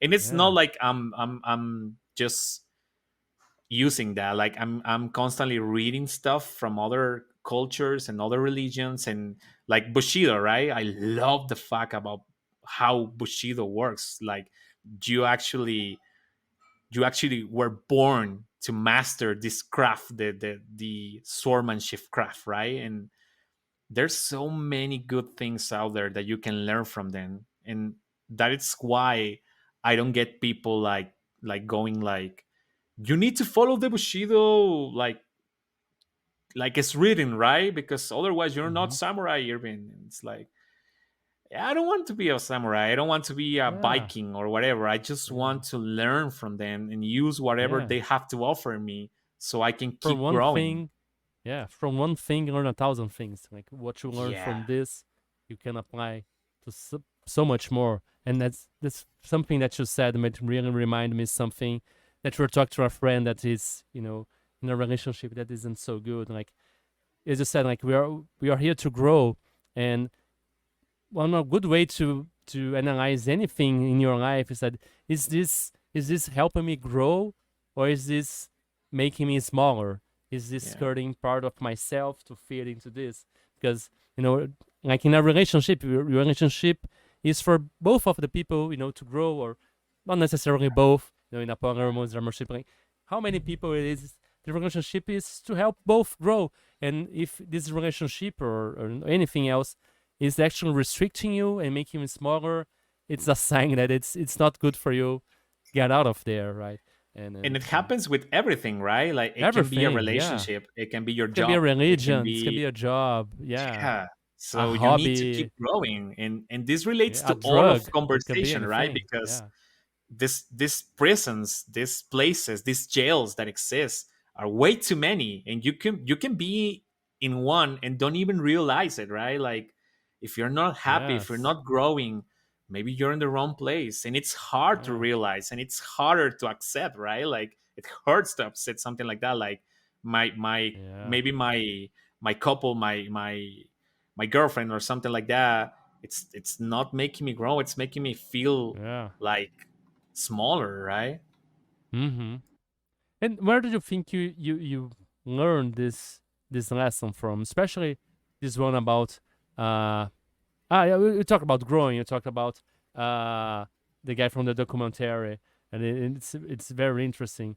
And but what about this philosophy of not necessarily restricting yourself to a religion or philosophy, but trying to get the best out of everything and make it your own and fitting it yourself.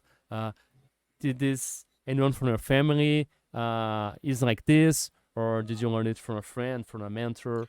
How did you learn about being more free and more open to learn from everyone and everything? I feel like I probably learned it from.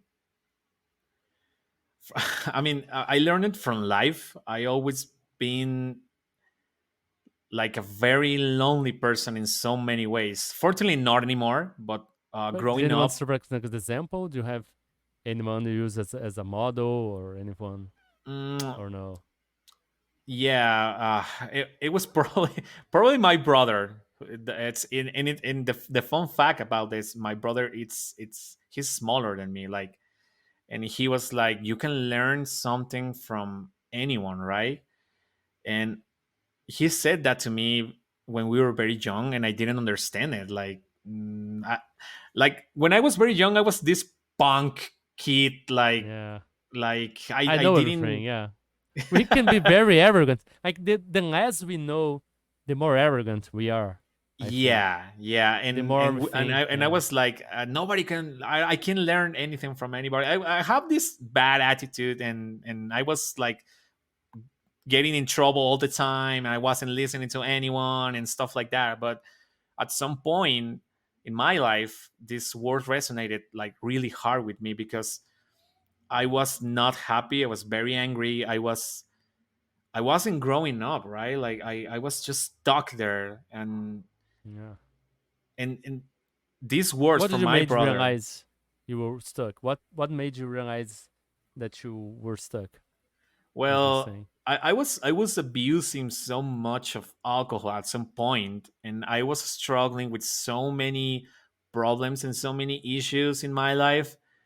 Mm-hmm. And they come from family, they come from my job, they come from way too many Yeah, places, and all this was piling on me, right? So I have so yeah, many trouble, I have so much on me that I was just constantly drinking and just constantly, well, on the bad road, right?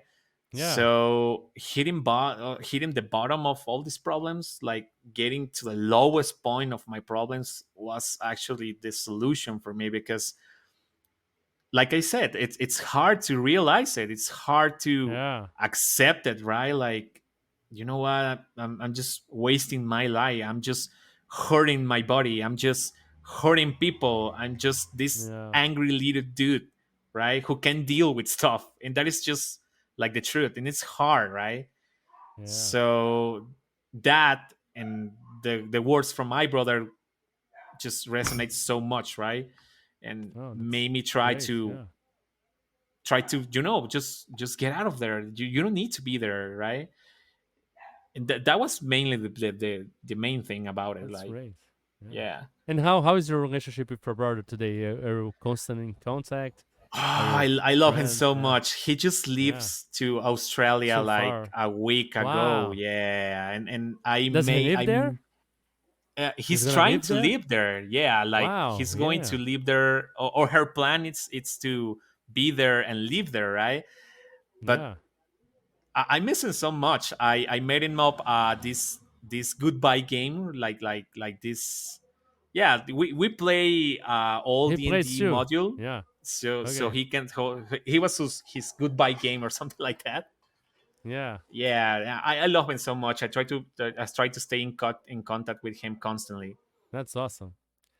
Irving, before we go, I'm gonna do the last questions, which are more whimsical, more fun, to get to know a little bit of her personality and stuff that you like. So, if you could dream about anything, you could choose what you dream about. What would you dream about, and why? Okay, that is an interesting question. If I could dream of anything, right? Yeah, you could control God, your dreams. What would you do? there's something very special for me about flying, and I know it's kind of weird, right? Like It's a very popular one. Like I ask about yeah, superpowers too, like a superpower you can choose, and flying and teleport are the people love this. Flying because both about transportation, right? So you can get to places faster and cheaper, but flying there is a lot about the sensation of freedom and the wind seeing things from above, There we right? go. Maybe it's something very, very buried deep in our minds or in our brains, right? Because I have a couple Yeah. of dreams where I fly, and the curious thing about it, or the fun thing about it, it's I remember seeing all these places from this perspective that I don't have, right? Like Yeah. I can imagine certain places view from this point of view. So I don't know. I don't know if this relates to like escaping from your body, like in a spiritual way or Yeah. something like That's what I that. was gonna ask. Do you believe it's possible? I believe it's possible. I don't Oh know yeah. if I have done it before because, like I said, I remember specifically these Yeah. places view from this point of view Yeah. that I don't really have. Like I have never been like Yeah. that higher. I have never Mm-hmm. just it's hard to imagine, Yeah. but feeling free and having like the power to go wherever you want whenever you want, it's something that it's so Yeah. mortal in some way. Because if you can have anything, why would you want that, right? It's so simple, it's so small maybe, but Well, it it's the feels, simple pleasures of life. Like yeah, that's all but about it. I think. Yeah. maybe that's why it's so common, right? Because we all Yeah. want to be go whatever we want when we want to, and Yeah. maybe we Freedom. can. Yeah. And getting next to that, then, so if you could have any superpower, would you choose fly too, or would you choose anything else? And what would it be the first thing you would do with that? Superpowers, that is way too more complicated because I really love comic books and all this Oh stuff. yeah. Yeah, I really really enjoy Do you comic like books and superhero. superheroes, or do you like more? What kind of comic books do you enjoy, Both, or all kinds? like yeah, all kinds, like graphic novels, superheroes, Yeah. anti-heroes, like everything. Just comic book is so unique in his way, like you can feel and smell, it's something so physical, right? And I love Yeah. it because I try not to read like digitally. It has to be like on my Yeah. hands, and I can smell it and touch it, and everything else. But if I have to choose a power, I probably choose time travel. I don't know. There's something so unique about being Where this would be the spectator. first age you would visit with that? Probably World War II. Not because it's like something good, but because seeing all this kind of destruction, like in a massive way, it would probably be life changing, right? Like Yeah. I feel like this The thing about it's putting like things in going perspective. in growing. Yeah, it changed your perspective Yeah. from life, like growing so much in so little time, right? Because you will never have to want to go back to something like that. So you probably will, if you have this Yeah. power, you have probably worked for a better future for humanity or something like that. I don't know. Yeah. Would you try to change anything from your past with time travel, or are you okay? No, How is I about will that? Oh yeah. totally never change anything because that's what makes me me, The, right? yeah, yeah, absolutely. Yeah. And the fear of the consequence of what you would lose with that, right? Yeah, It's see, there's yeah. so many people who think like that, like oh, I will have never met you or whatever. No, and it's like Yeah. you're not realizing that everything that has happened to you, good or bad, it Yeah. makes Made you you who you you. are. Yeah. Yeah. Yeah. And if you could choose any weird thing from fantasy fiction, sci-fi, from games or literature or movies, anything, and make that thing real in our world, what would you choose and why? And this can be, a location, a faction, an entity, NPC, a power source, a Oh, magic item, yeah. anything like this, I would love to go back or maybe have this unexplored world, like like a uh, Hello Earth. yeah, like I don't like the fact that we actually already discover whatever the world is like. we already discovered all the places. So having this unexplored planet or having this unexplored continent, I feel like that would be Maybe we awesome. Like do. no, yeah, yeah, yeah, yeah. I Maybe we mean, do. there's some places, right, like bottom of the ocean or whatever, but There's a lot we don't know about yet. Yeah, about maybe there's ice age happened. Maybe after it melted, yeah, there's a lot of stuff we can't see yet. So yeah. But maybe there is. having like imagine like this, like you. Oh, okay. Imagine like you're on the keep on the Borderlands, right? Like Yeah, you have all this wilderness, or maybe you don't know how much part of the world it's explored, yeah, and yeah, going through that, or so you can experience all this, it will be yeah. amazing, you know. Have you heard about the Hollow Earth conspiracy theories? Like the Earth's hollow, and there is things inside. There's a No, great no, no, game no. called Hollow Earth Expedition, and it's Hmm. set in the World War II era, kind of in 1940s. And there's Hollow Earth, and there's lost civilization, and the Atlanteans and magic, and evil Nazi sorcerers trying to steal secrets from the Atlanteans, and dinosaurs and all that kind of stuff. Wow. It's a great game. It's fantastic stuff. I was writing kind of an adaptation of this Hollow fantasy to DCC. Like the elves are the Atlanteans, the dwarves are like the Mogmen. Halflings are kind of this half monkey, half humanoid kind of people. So the idea of this lost world like you can explore. It's very I Mhm. love it. It's very poopy.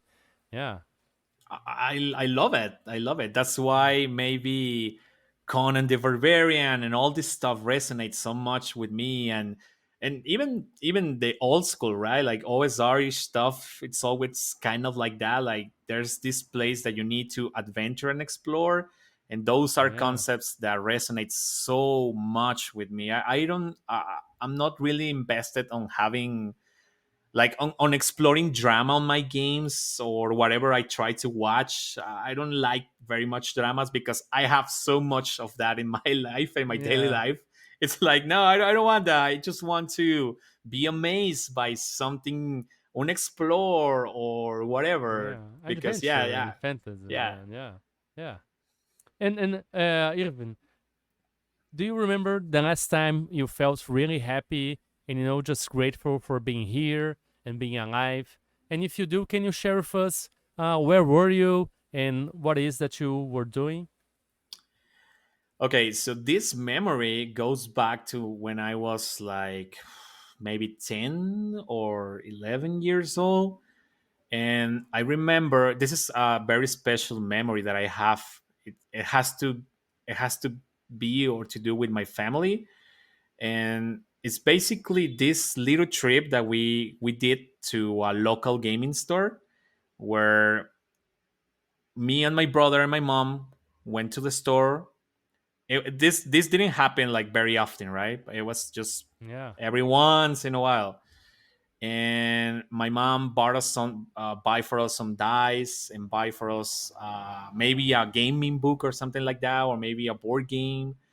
And then we went to eat some Pizza Hut, which is not very fancy. yeah. It's not very it's not, yeah, it's It's not very but fancy. yeah, It's I have a very so fond memory of Pizza Hut from my childhood, and yeah, it and went away from I Brazil for a remember while. Yeah, I remember being there and feeling so grateful and so happy to watch my mom. My mom was like radiant, right? Like very happy of seeing his children having these lives of pizza and throwing some dice on the table, and me don't caring, just eating pizza and going through the and book, having even fun though and being I will happy. Yeah, stain it or something. And it's such a good memory, right? Because yeah. I was so happy and I didn't have any problems. And the only thing that there was left for me is having my brother, me and my brother, and going into an adventure with this game, right? And having this close family, because at that point, that was like all my family, right? Like it was just my mom and my brother. And I don't know, it just holds a very special place in my heart. And it Yeah, all relates to game. I don't know. I'm just like that. yeah, I work for this. I lead for this, and many of the yeah. It people has that a are huge here, impact it's on us. We have a lot yeah, of good memories about it. I think it's natural and it's a beautiful memory. So I'm very happy for you to share this with us, and I hope you have more memories like this. Recently, you have these memories of the people you share at the conventions, and I hope you can share, a Pizza Hut someday and roll some dice and do this for real and not with this glass window yeah. in front of us. Hopefully, I And hope so. yeah, and Irvin, thank you so much for coming here. I'm really, really grateful for having this conversation with you. From a brother from Mexico, RPG Latam, and we're doing what we can to spread the word of the work that creators from Latin America are doing. And we're really grateful for your work and for everything that you do to promote the hobby and make it more accessible. Do you have any last message for the wonderful weirdos out there that might be listening to us still? Yeah, yeah. Well, first of all, excuse my English. I hope you don't It's find it very hard yeah. to It's understand. excuse our English, right? Mine too. Yeah.